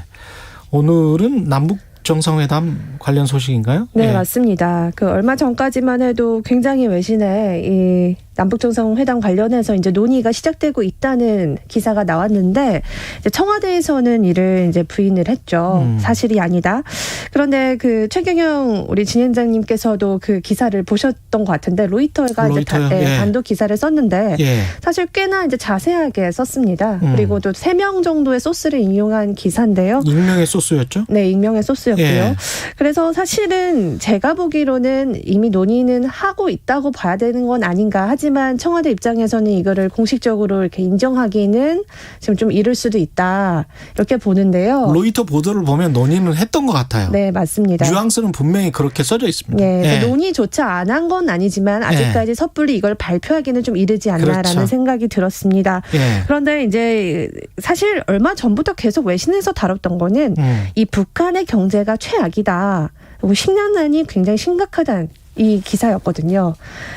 지금 실제로 지난해 북한의 경제가 4.5% 역성장했습니다. 아, 마이너스. 네.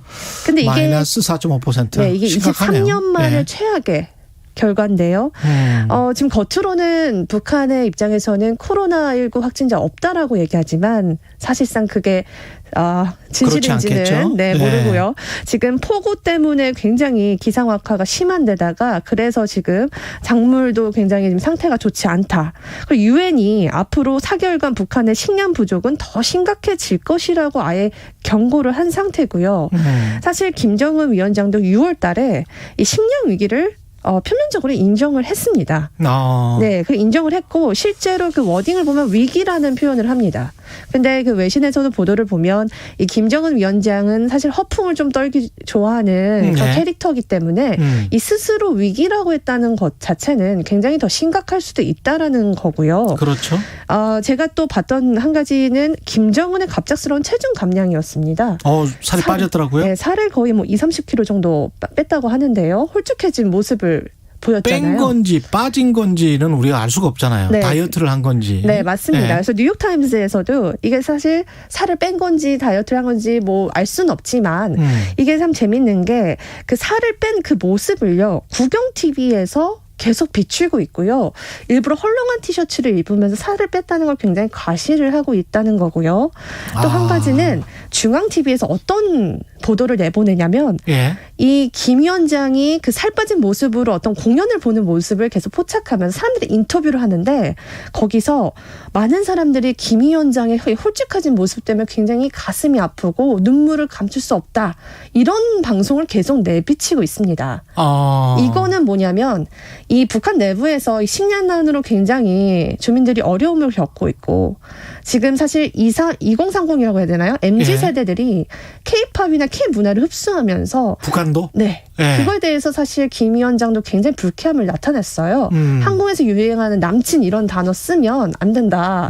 K-팝에 대해서도 굉장히 좀 와치를 하고 있는데 그런 분위기에서 자신만 이렇게 좀 체격이 통통하게 유지가 된다면 내부적으로도 좀 어떤 리스크가 이상하죠. 네, 그렇기 때문에 의도적으로 살을 빼고 이거를 이렇게 대외적으로 알리고 있다.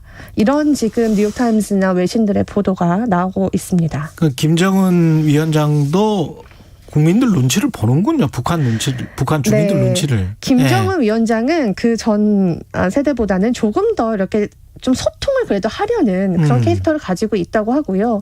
그래서 이번 이런 살을 뺀 것도 분명히 식량량에 굉장히 어려운 주민들의 마음을 어떻게 보면 좀 달래고 거기에 대한 이제 어떤 메시지를 주는 것이 아니냐라는 게 있습니다.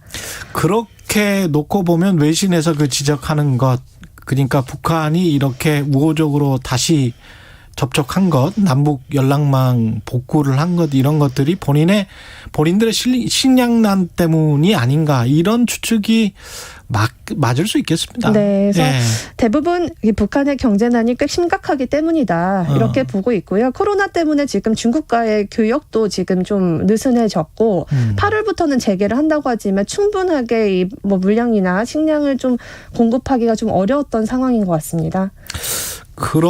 그런데도 불구하고 이제 김여정 부부장은 한미 연합 훈련에 대해서 비판을 했단 말이죠. 네, 맞습니다. 일종의 자존심 같은 것일 수도 있겠고. 그럼요. 이거를 그냥 가만히 두고 볼 수는 없겠죠. 이게 뭐 한두 번도 아니고 매번 한미 연합 훈련에 대해서는 비판을 했고요. 똑같이 이번에도 남북관계의 앞길을 흐리게 할 수 있다면서 우리나라의 결정을 예의주시하겠다 이렇게 좀 얘기를 했고요. 외신에서도 이미 이거는 예상이 됐던 반응이다. 왜냐하면 이제 한미 연합 훈련을 적대감 표현으로 그동안 봐왔기 때문에 늘 그랬죠. 그래서 이거를 그냥 이번에 넘어가기는 좀 자존심이 상하니까 그렇죠. 분명 이런 메시지를 좀 대외적으로 던진 것이 아니냐라고 했고요. 바로 이후에 이제 미국 국방장관의 입장을 내놨습니다. 여기서 또 이제 재미있던 포인트가 이 미국은요 계속 한미 동맹을 강조하고 있어요. 그러니까 한미 동맹이 일단 중요하기 때문에 북한과 대화한다. 이렇게 얘기를 하면서 이 한미 연합훈련 관련해서도 대한민국과 같이 합의를 통해서 이게 이제 될 것이다 이런 얘기를 했습니다. 한미 동맹에 한국을 강조를 하고 있는 거네요. 그렇죠. 그래서 직접적으로 이런 말도 했습니다. 북한에 대해서는 우리는 대화에 열려 있지만 한국 방어를 돕기 위한 책임과 공약에 계속 초점을 맞추고 있다는 게 미국 국무부의 입장이거든요. 지금 사실 우리나라는 미국의 굉장히 중요한 파트너입니다. 얼마 전에 바이든 대통령이 반도체 대란 회의에 삼성을 초대를 2번이나 했었죠. 그러니까 그 경제적으로도 굉장히 파트너십이 중요한 게 이제 우리나라가 됐고요. 지금 중국과 미국의 갈등 사이에서 사실 요 키를 지금 주고 싶어 하잖아요, 서로. 그렇죠. 그 안에서도 이 한국의 외교적인 지금 스탠스가 굉장히 중요한 상황이어서 한국이 지렛대를 한두 개를 가지고 있습니다. 네, 사실은. 그래서 바이든 대통령도 사실 강경한 입장을 보일 것이라고 예상을 했지만 지금 북한과 대화를 하겠다고 나서는 겁니다. 근데 그것도 스스로 한미 동행 때문이다 이렇게 얘기를 하고 있는데 제가 어제 또 이 베이징에 계신 분과 좀 연락을 해서 중국의 상황은 어떤지 여쭤봤더니 중국에서도 북한에 계속 굉장히 지원을 많이 해주겠다는 메시지를 보낸다고 합니다. 그 이유는 지금 중국의 입장에서도 한국이 굉장히 중요한 지금 상황인데 한국을 좀 설득하기 위해서는 북한을 또 같이 끌고 와야 된다는 거죠. 그리고 내년 2월에 지금 동계올림픽. 예, 거기에서 사실 시진핑은 어떻게 보면 거기에서 그게 내년 2월이에요? 네. 와, 진짜 임기 말이네. 네, 그때 김정은을 초대해서 어떻게 보면 바이든과 함께 대화를 하는 어떤 그런 장을 만들고 싶지 않아 하는가 이렇게 좀 얘기를 사자회담 같은 거? 네. 물론 그건 희망사항이겠지만 예. 그런 것도 좀 생각하고 있지 않을까라는 얘기를 하고 있더라고요. 그리고 또 한 가지 중요한 게 지금 교황의 방북이 추진 중이라고 합니다. 그랬었죠. 네, 그래서 지금 그 교황청 장관이 된 유흥식 주교가 로마에 가 있거든요. 그래서 지금 지속적으로 얘기를 하고 있고 사실 문재인 대통령이 얼마 전에 미국에 갔을 때 교황 측근인 그레고리 추기경을 만났는데 거기서 어느 정도의 그 방북에 대한 의견 교환은 분명히 있었을 것이라는 게 외신도 그리고 국내 언론들도 보도를 했었습니다. 이번 가을에 또 이탈리아 로마에서 G20가 열려요. 그러니까 문재인 대통령도 분명히 그 자리에 가면 교황과 만날 수 있는 어떤 그런 기회도 있지 않을까 싶습니다. 여하튼 평화의 방향으로 가야 되겠습니다. 예, 신혜리의 눈, 신혜리 기자였습니다. 고맙습니다. 안녕하세요. 이금입니다. 부끄럽지만 경제 잘 모릅니다. 부동산 투자, 재테크, 주식 아직 못 해봤습니다. 그래도 경제에 관심은 많아요. 경제를 알아야 우리 사는 사회를 이해할 수 있으니까요. 그래서 홍사운의 경제쇼를 챙겨 듣습니다. 진짜 시간 날 때마다요. 내용도 좋지만 홍반장 홍사운 기자 매력 있습니다. 오후 4시 5분 홍사운의 경제쇼 응원합니다. 집에 다 왔는데 주차장인데 라디오를 끌 수가 없어요. 너무 재밌어. 지친 퇴근길 여러분의 반려 라디오 매일 오후 5시 5분 KBS 1라디오 주진우 라이브 2시간 훅 지나갑니다. 지금 시각은 8시 30분입니다. KBS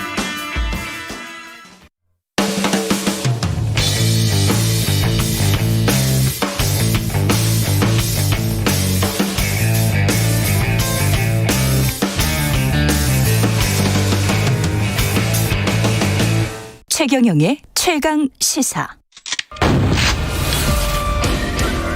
최경영의 최강 시사. 진실 탐사 K.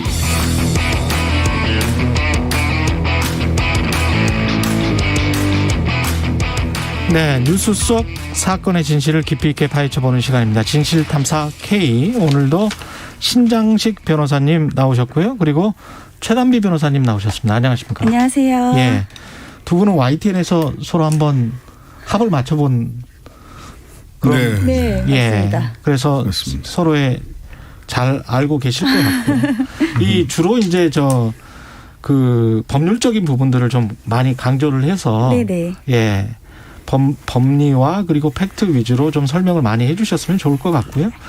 윤석열 전 총장, 윤석열 후보 관련해서 일단 고소 고발이 있었는데 그 이른바 이제 준리벽화라는 거는 지금 현재는 흰색 페인트가 칠해지고 뭐 다 지워졌다고 합니다.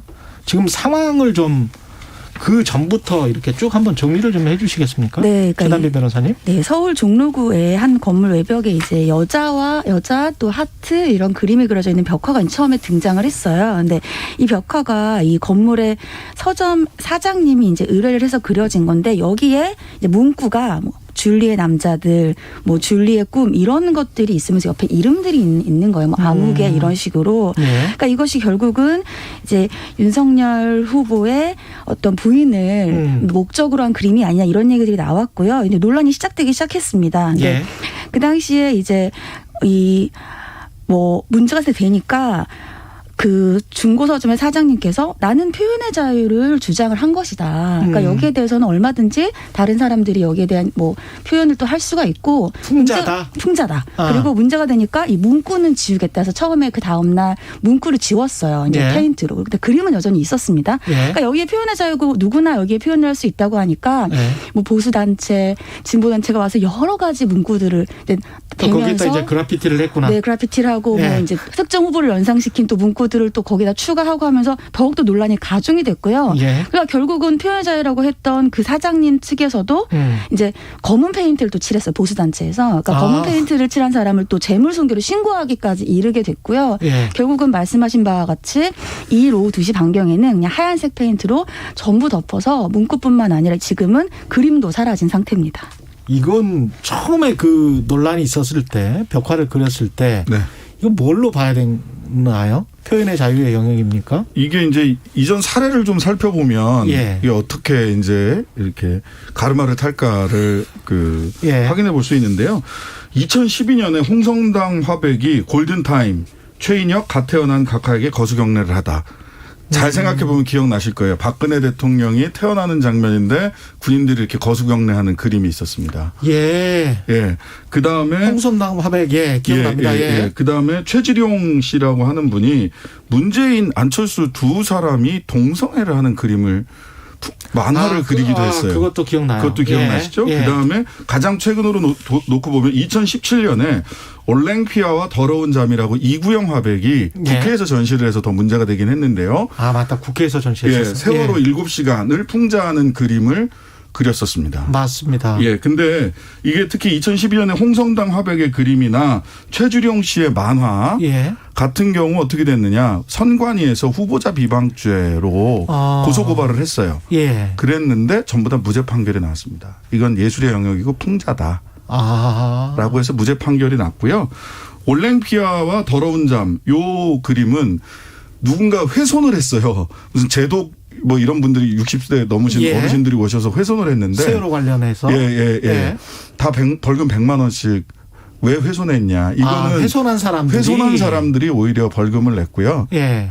근데 물론 이 그림전을 주최했던 그 당시 표창원 의원 같은 경우는 당의 윤리위원회에서 6개월간 당직 정지 처분을 받았었죠. 그러니까 이게 제가 보기에는 여기서 이제 법률상으로 문제가 될 부분들은 그 문구 부분 정도이지. 왜냐하면 이거는 사실 내지는 허위 사실의 적시로 돼서 명예훼손의 여지가 있어요. 근데 그림 그 자체는 기존의 판례와 사례로 보았을 때는 뭐 명예훼손이라든지 또는 후보자를 뭐 직접 비방한 것도 아니죠.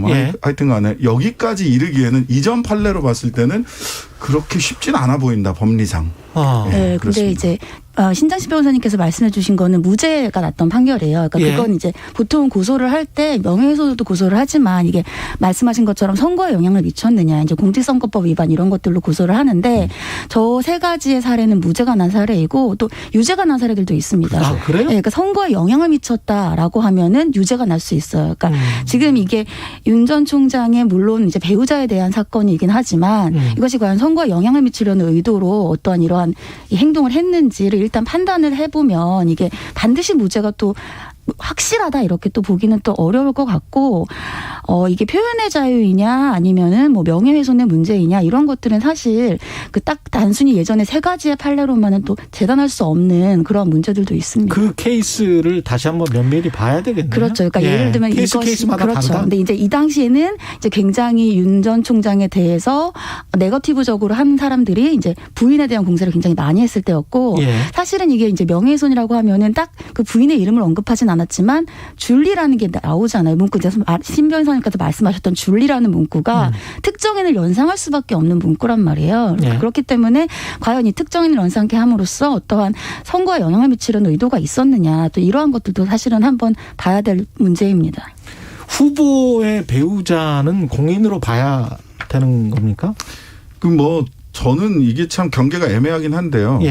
국회의원이나 장관 부인과 달리 대통령 후보의 영부인은 대통령의 영부인 같은 경우는 국고 지원을 받고 부속실도 따로 있고 하니까 그렇죠. 이거는 거의 뭐 준공무원 아니냐 이렇게 이제 해석을 하시는 분들도 있는데 근데 이제 항상 그게 경계가 애매한 게 그럼 공무원이라고 해서 사생활까지 전부 다 검증 대상이 돼야 되는 거냐라는 부분은 개인의 자유라고 하는 개인의 행동의 자유라든지 인격권이라고 하는 측면에서 조금 우리가 엄격히 좀 봐야 될 측면이 있고요. 저는 그래서 실제로는 이게 그런 사적 관계라고 흔히 얘기되는 뭐 양정검사 등등등 해서 이제 뭐 사적 관계가 어떤 그 뒷배가 되거나 공적 권한을 행사하는데 사적 관계가 작용을 했느냐. 그 부분이죠. 그 부분인 것이지. 네. 사실 저는 뭐 그분의 사생활 그 자체에는 관심 없습니다. 없고. 예, 그 부분이 그 회색 지역에 있는 거는 같아요. 저도 저널리즘적으로 보면 그 부분은 공적인 영역 같아 보이거든요. 그렇죠. 근데 이제 지금 이제 그 문제는 말씀하신 것처럼 지금이 예를 들면 그 사생활과 관련된 문제가 어떠한 특정한 뭐 이익을 개인의 이익을 위해서 공권력을 남용했다. 그럼 그 부분에 대해서는 분명히 이제 우리가 검증을 해야겠죠. 그 검증의 대상은 예를 들면 고소나 고발이나 수사를 통해서 이루어져야 되는 것이고 그럼 과연 이러한 검증을 하는 것에 있어서 벽화를 이용하는 것이 맞느냐. 그 부분이 다시 말씀하신 것처럼 공적 인물의 이론으로 가는 것인데 공적 인물의 이론은 이제 많이들 아시지만 우리가 표현의 자유라든지 명예훼손을 어느 정도로 감내해야 되느냐. 일반적으로 우리 같은 사인은 감내의 정도가 굉장히 낮습니다. 그러니까 우리는 우리의 이름을 바로 이렇게 알리거나 우리의 사실이라 하더라도 명예를 훼손하는 경우에는 바로 이제 유죄가 인정이 될 수 있는데 최단비 변호사님도 거의 공인이세요? 명예를 보호해야 되기 때문에 그런데 이제 예를 들면은 공적 인물 같은 경우는 우리가 많이 알아야 되니까 그러니까 본인 스스로가 감내해야 될 부분이 높다. 그래서 이제 어느 정도 우리가 검증하더라도 이것이 명예훼손이 안 될 가능성이 높단 말이에요. 근데 이제 배우자가 과연 맞는 것이냐. 근데 배우자도 이제 많은 말씀하신 것처럼 논란이 있습니다. 근데 그걸 차치하고 배우자가 공적 인물이다 하더라도 그것이 일정 수준의 도를 넘으면 명예훼손에 인정이 된다는 게 우리나라의 판례예요. 근데 과연 그 벽화가 그러한 공적 인물에 대해서 우리가 알 권리를 통해서 검증할 정도의 수준이었는가. 말씀하신 것처럼 우리가 어떤 이것이 문제가 있다라는 게 아니라 개인 사생활이잖아요. 그렇기 때문에 저는 좀 도를 넘었다 이런 생각이 듭니다. 이게 무슨 뭐 사실의 적시나 전 글씨를 써놓은 거 몇 년도 누구 몇 년도 누구 몇 년도 누구 이거는 사실의 적시 내지는 허위 사실 적시로 볼 수 있기 때문에 근데 이제 예술이라는 것은 사실의 적시라기보다는 의견의 표명이거든요. 그렇죠. 의견의 표명은 명예훼손의 대상이 아니에요. 예, 모욕죄의 대상일 수는 있어요. 모욕. 그렇겠죠. 예. 모욕죄의 대상일 수는 있습니다. 이게 뭐 그냥 욕을 한다든지 뭐 이런 것에 가까운 거 아니냐라고 할 수는 있는데 지금 모욕죄는 친고죄거든요. 그러니까 당사자가 모욕을 받았다라고 생각하는 당사자가 이거를 고소고발을 하지 않으면 처벌의 대상이 애초에 수사의 대상이 되지 않습니다. 그래서 지금 이게 법리상으로도 쟁점이 있고 표현의 자유를 혹시 윤석열 후보 측에서 표현의 자유를 굉장히 경시하는 게 아니냐. 그다음에 또 두 번째는 이 계속해서 쟁점을 나서 스포트라이트가 계속 그쪽으로 가는 거 아니냐라는 정부적 판단.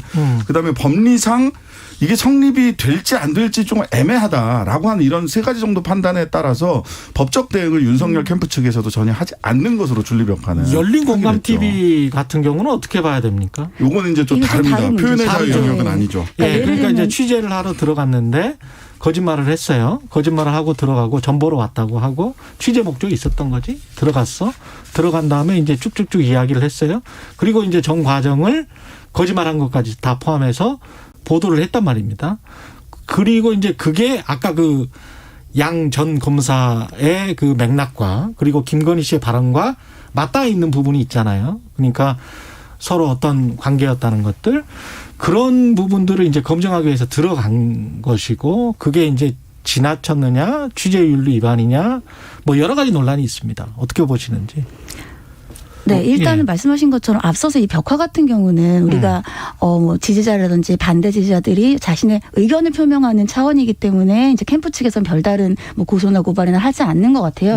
이 부분은 일단 언론이고 언론에서 이제 그 윤 전 총장 측에서 주장하는 바는 일단은 그 당시에 이제 진술을 했던 그 어머니가 정신적으로 굉장히 지금 이제 치매를 앓았던 그런 진단서도 내지 않았습니까? 거기에다가 말씀하신 것처럼 처음에 점을 보러 갔다라고 얘기를 하고 들어갔단 말이에요. 그렇죠. 그러니까 어머니는 점을 보는 줄 알고 문을 열었는데 지금 궁극적으로 이제 윤 전 총장 측에서는 허위사실이라는 명예훼손이란 범죄를 저질렀다. 그러니까 범죄 목적으로 주거에 들어왔으니까 주거침입이다라고 일단 주장을 하고 있고 여기에다가 허위사실로 이제 언론의 매체에 공표를 했기 때문에 허위사실이라는 명예훼손이다 이렇게 주장을 하고 있는 바라 크게 쟁점은 세 가지인 것 같아요. 하나는 고발을 했죠 지금. 네, 고발을 했습니다. 그래서 하나는 과연 어머니가 어느 정도로 이제 그 당시에 정신 상태가 또렷했는지 진술 상태가 또렷했는지 두 번째는 이게 주거 침입인지 아닌지 왜냐하면은 열린공감 TV에서는 어머니가 직접 문을 열어주고 언론인이라고 얘기했음에도 환대했다라고 이제 얘기를 하고 있거든요. 뒤에 보면 또 그 장면이 나와요. 장면이 나와요. 그리고 이제 세 번째는 이제 과연 이것이 허위 사실인지가 궁극적인 이제 수사의 방향이 되겠죠. 이 신 변호사님은 어떻게 보십니까? 일단 취재윤리 부분에 있어서 이건 뭐 우리 진행자님이 훨씬 더 잘하실 것 같은데 탐사보도 전문이시니까. 너무 많이 이런 경우가 있어서 사실은 주거 침입 때문에 여러 가지 출입을 쓰죠. 아니 그러니까 이게 끝까지 기자임을 밝히지 않았으면 모르겠는데 사실은 기자가 아닌 척하고 그냥 일상적인 대화를 이끌어내기 위한 하나의 취재의 기술이죠. 다만 그렇죠. 기자라고 하는 사실을 나중에 밝혔느냐 안 밝혔느냐 그리고 이것이 보도될 수 있다라고 하는 사실을 밝혔느냐 안 밝혔느냐라고 하는 부분이 이제 쟁점인데 저는 이 부분은 클리어한 거 아닌가 하는 생각이 하나가 들고요. 거기서 이제 본인이 거짓말한 부분까지 보도를 다 해버렸잖아요. 처음부터. 그거는 제가 보기에는 이제 투명성이라는 측면에서는 뭐랄까요? 그 부분은 잘한 것 같아요. 네. 그 부분은 잘했습니다. 근데 이제 그런 취재의 대상을 그렇게 삼아서 이걸 취재하는 게 취재의 내용 자체가 이게 타당하냐라고 하는 문제는 있을 수 있는데 저는 아까도 뭐 우리 진행자께서도 말씀드렸습니다만 회색지대에 있는 부분들이 있어요. 특히나 말하자면 양 전 검사가 최은순 씨, 이미 뭐 법정에서 다 나온 이름이기 때문에 최은순 씨가 김건희 씨의 어머니인 최은순 씨가 양 전 검사 측의 가족들에게 약 2천만 원 이상을 송금했던 거. 근데 양 전 검사의 해명이 되게 이상하거든요. 이거는 왜 최은순 씨가 송금했는지 모르겠다. 그 돈은 갚았냐? 누구 다른 사람이 대신 송금해 줬는데 갚았냐? 그랬더니 특수활동비로 갚았다. 이렇게 얘기를 한단 말이죠. 이게 되게 이상한 부분이죠. 이상해요, 그 부분이. 그다음에 아크로비스타 취득 과정도 굉장히 여러 가지 의문이 있습니다. 뭐 306호 이미 뭐 주소도 윤석열 총장이 자기 입당 원서에서 다 드러내버려 가지고 아크로비스타 B동 306호와 17층 이 과정에도 양 전 검사가 관여돼 있다라고 하는 여러 가지 의혹들이 있단 말이죠.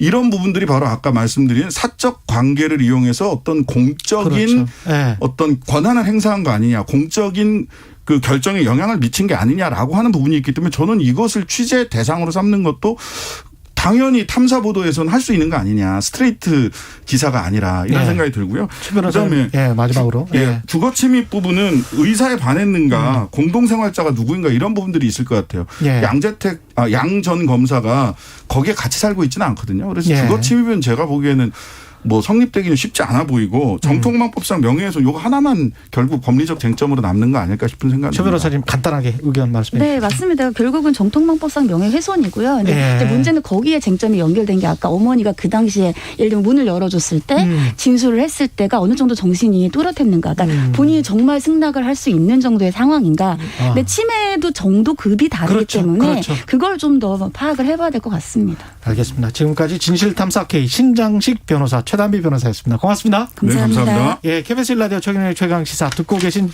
지금 시각은 8시 46분입니다. 최경영의 최강시사는 여러분과 함께합니다. 짧은 문자 50원, 긴 문자 100원이 드는 샵 9730. 어플 콩과 유튜브는 무료로 참여하실 수 있습니다.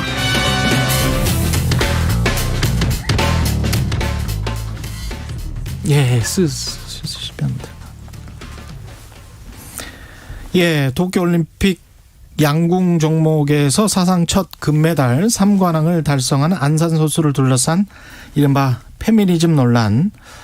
외신에서도 아주 비판적으로 집중 보도하고 있습니다. 흔한 그냥 짧은 머리인데 왜 쇼컷이 이렇게 논란이 되고 있는지 최지은 문화평론가와 말씀 나눠보겠습니다. 최지은 문화평론가도 지금 유튜브에 보시면 쇼컷이시네요. 최경영 기자님도 쇼컷이시죠? 네, 저도 쇼컷입니다. 저도 짧은 머리를 좋아해요. 네, 저도 좋아합니다. 네, 여름에는 더워서 이게 왜 문제가 되는 거죠? 안산 선수가 지난 7월 24일 올림픽 혼성 단체전 그리고 25일에 여자 단체전에서 잇따라 금메달을 따면서 주목받았죠. 그런데 이즈음에 DC인사이드라는 사이트에 안산 선수가 쇼컷에 광주 출신이다. 여대에 다닌다. 그리고 세월호 추모 배지를 달고 있다. 이런 것들에 대한 부정적인 시각의 게시물이 올라와서 굉장히 높은 조회수와 추천수를 기록을 했습니다. 그리고 어떤 SNS 유저가 안산 선수에게 왜 머리를 자르나요? 라고 물어보자 안산 선수가 그게 편하니까요? 라고 했던 답변도 화제가 됐습니다. 그리고 광주 출신이다 뭐 이렇게 지역 이야기까지 해요? 그런 지역 혐오, 호남 혐오 정서를 띈 게시물이었던 거죠. 그리고 또 FM 코리아라는 대형 온라인 커뮤니티에 안산 선수가 예전에 인스타그램에 뭐 웅앵웅 5조 5억이라는 그 온라인 유행어를 사용한 것 그리고 또 걸그룹 마마무의 팬이라는 사실을 두고 부정적으로 바라보는 게시물이 올라와서 또 많은 추천을 받습니다. 마마무 좋던데 나도. 네, 그렇죠. 너무 히트곡도 많고 마마무가 여성들에게 인기가 많은 팀이기 때문에 이 점이 마음에 들지 않았던 거죠. 남자도 좋아하는 사람이 있습니다. 그럼요. 저처럼. 많죠. 네. 그래서 여기에 몇몇 남초 커뮤니티가 가세를 하면서 안산 선수가 개인전에 출전한 7월 29일, 30일에까지 계속 선수를 둘러싼 악성 댓글이 달리고 이제 이와 관련된 내용들이 계속 뭐 쇼컨 논란, 안산 페미니즘 논란 뭐 이런 식으로 보도가 됩니다. 선수가 경기에 집중하기에 최악의 상황이 됐던 거죠. 그런 상황에서도 이제 안산 선수 같은 경우는 3관왕을 했는데 이게 이런 식으로 비난을 하는 게 이게 정당합니까? 어디 이런 식이라면 당신은 흑인 아프리카 출신이다. 이런 거하고 똑같은 거잖아요. 아프리카 출신이다. 무슨 뭐 인종차별이라든지 어떻다? 뭐 이런 식으로 지역과 용모를 가지고 비난을 하고 그리고 페미니스트라고 비난을 하는 게 이게 정당합니까? 페미니스트면 페미니스트인가 보다 뭐 이러면 되는 거 아니에요? 네. 근데 문제는 이런 성차별주의자들이 계속해서 페미니스트는 뭔가 잘못된 사람들이다라는 프레임을 계속 퍼뜨리고 있다는 점이죠. 특히 온라인을 중심으로 이런 식의 발언들을 굉장히 많이 하고 있는데 페미니스트 그 자체가 잘못된 행동을 하는 것도 아니고 이들은 그냥 성평등을 지향하는 그런 사람들이다라고 보면 되는 건데 그냥 그런 생각을 가지고 있는 거잖아요. 네. 근데 이런 이제 유명한 여성을 향한 낙인 찍는 공격이 이루어지는 것은 그 대상뿐만 아니라 다른 여성들을 향해서 계속 이런 안티페미니스트들 뭐 이제 성차별주의자라고 할 수 있는 사람들이 보내는 메시지인 거죠. 그러니까 이거 봐라. 감히 우리의 기분을 거스르면 어떻게 되는지 봐라 하는 식으로 뭐 여성의 어떤 언행 정체성, 뭐 존재 자체를 계속 통제하고 싶어하는 겁니다. 그러니까 이를테면 뭐 예전에 뭐 82년생 김지영이라는 소설을 읽었다고 한 걸그룹 멤버들에게 굉장히 비난을 했던 것과 비슷한 정서라고 할 수 있을 것 같아요. 그런데 뭐 이런 식으로 이야기를 하면 여기서 뭐 안산 선수가 여대에 다니는 거에 대해서도 안 좋게 보는 사람들이 있다고 했잖아요. 그런데 이 선수가 여대에 다니는 중요한 이유는 광주여대가 국내 3대 양궁 명문 학교이기 때문입니다.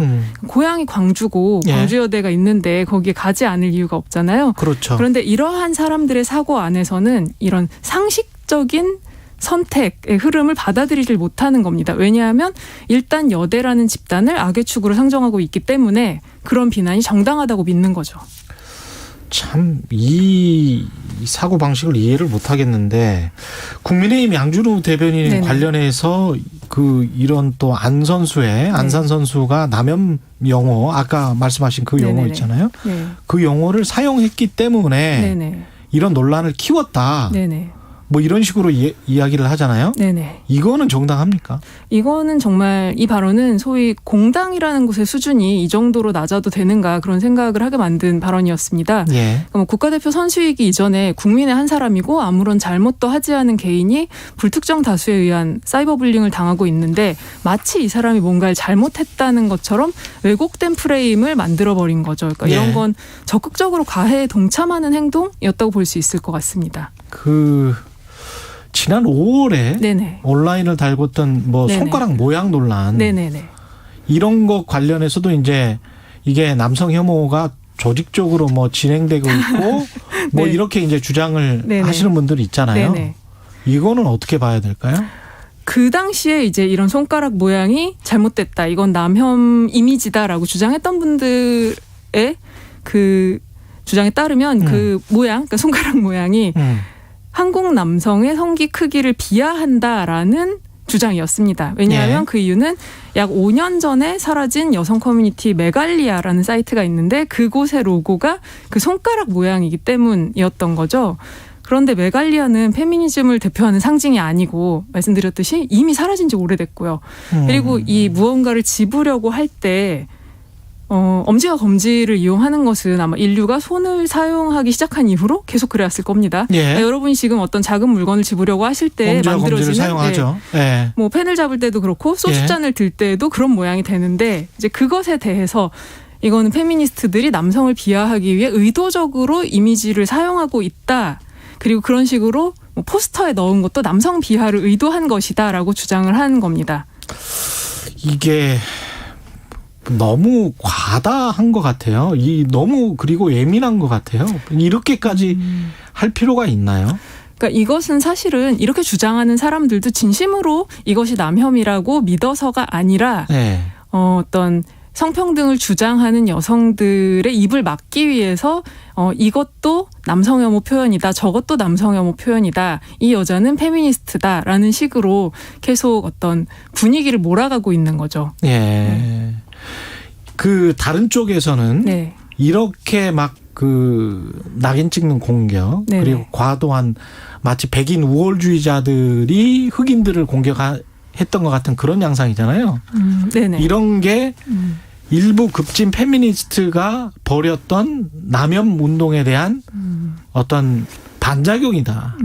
반격이다. 이렇게 지금 주장하는 사람들도 있거든요. 그렇게 주장하시는 분들에게는 그렇다면 이제 여러분이 생각하는 일부 급진 페미니스트는 무엇인가라고 다시 한번 여쭤보고 싶어요. 그러니까 이를테면 없어진 지 오래된 메갈리아를 의미하시는 것인가 혹은 이제 굉장히 규모가 작은 사이트인 어마드 같은 사이트를 말씀하시는 것인가. 그리고 여기서 이야기하는 남혐 운동이라는 게 뭘까. 그러니까 뭐 소라넷 폐쇄하라는 운동 혹은 뭐 불법 촬영 편파 수사를 비판하는 운동, 뭐 강남역 살인 사건 추모 집회 이런 것들이 이제 이분들에게는 남혐 운동이라고 보이는 것인가라고 여쭤보고 싶고요. 오히려 지금 이런 남초 커뮤니티의 낙인 찍기 공격은 2015년 이후에 일어난 한국 페미니즘 붐에 대한 반발이라고 볼 수 있을 것 같습니다. 그러니까 사회가 성평등을 향해서 움직이는 것을 받아들이지 않는 사람들이 계속해서 제동을 걸고 있는 거죠. 이 관련해서 어떤 배우가 뭐 왜 유도 선수는 머리가 짧은데 그쪽은 공격 안 하냐, 그쪽은 맞을 것 같으니까 그러는 거 아니냐, 뭐 이런 게시글도 올렸던데 어떻게 보면 좀 자기보다 약해 보이는 상대방을 공격하는 그런 측면도 있는 것 같습니다. 네, 그리고 이 사람에게 마음에 들지 않는 몇 가지가 있는데 그것을 이제 뭐 머리가 짧다 혹은 성별하고 상관없는 어떤 온라인 유행어를 사용했다라는 걸 가지고 그냥 이 사람을 뭐 나쁜 사람이다라고 몰아가는 방식인 거죠, 지금. 그러니까 대부분은 제가 아는 대부분의 남자와 여자들은 이런 생각을 가지지 않는 것 같은데요. 그러니까 특히 이제 안산 선수를 향한 온라인 인신공격 사건의 경우는 정말로 일부 남초 커뮤니티에서 또 유독 목소리를 높이는 회원들을 제외하면 사회 구성원 대부분을 설득하지 못했죠. 그러니까 이를테면 저희 아버지 같은 분도 아니 이 사람이 머리가 짧고 여대를 다니는 게 무슨 상관이냐라고 생각하시는 거예요. 그런데 이제 이것이 누군가에게는 사과해야만 하는 일이다라는 생각이 뭘 사과를 하라는 거예요? 머리 짧은 거를 머리를 자른 거를 뭐 미장원 원장님한테 사과를 어떤 온라인에서 유행하는 말을 썼다라는 거 그것을 사과하기를 바라는 건데 이제 그 사과가 이루어지지 않는 것에 되게 분개를 하고 있는 것이죠. 이게 외신에서 영어로 이걸 온라인 학대, 어뷰즈라고 했거든요. 이거는 섹슈얼 어뷰즈처럼 성적 학대하고 똑같은 단어를 쓴 거예요. 이건 좀 우리가 생각을 해봐야 될 것 같습니다. 네, 그 한국 언론에서 흔히 젠더 갈등이라는 식으로 퉁치는 경우가 많은데 이번 같은 경우는 정말로 일방적인 공격이었다고 할 수 있으니까요. 우리 사회가 도대체 이러한 그 사건들이 발생했을 때 어떻게 소화해야 할 것인가 그리고 언론에서 이를 어떻게 다루어야 할 것인가를 굉장히 좀 많은 숙제를 남겨준 이슈였던 것 같습니다.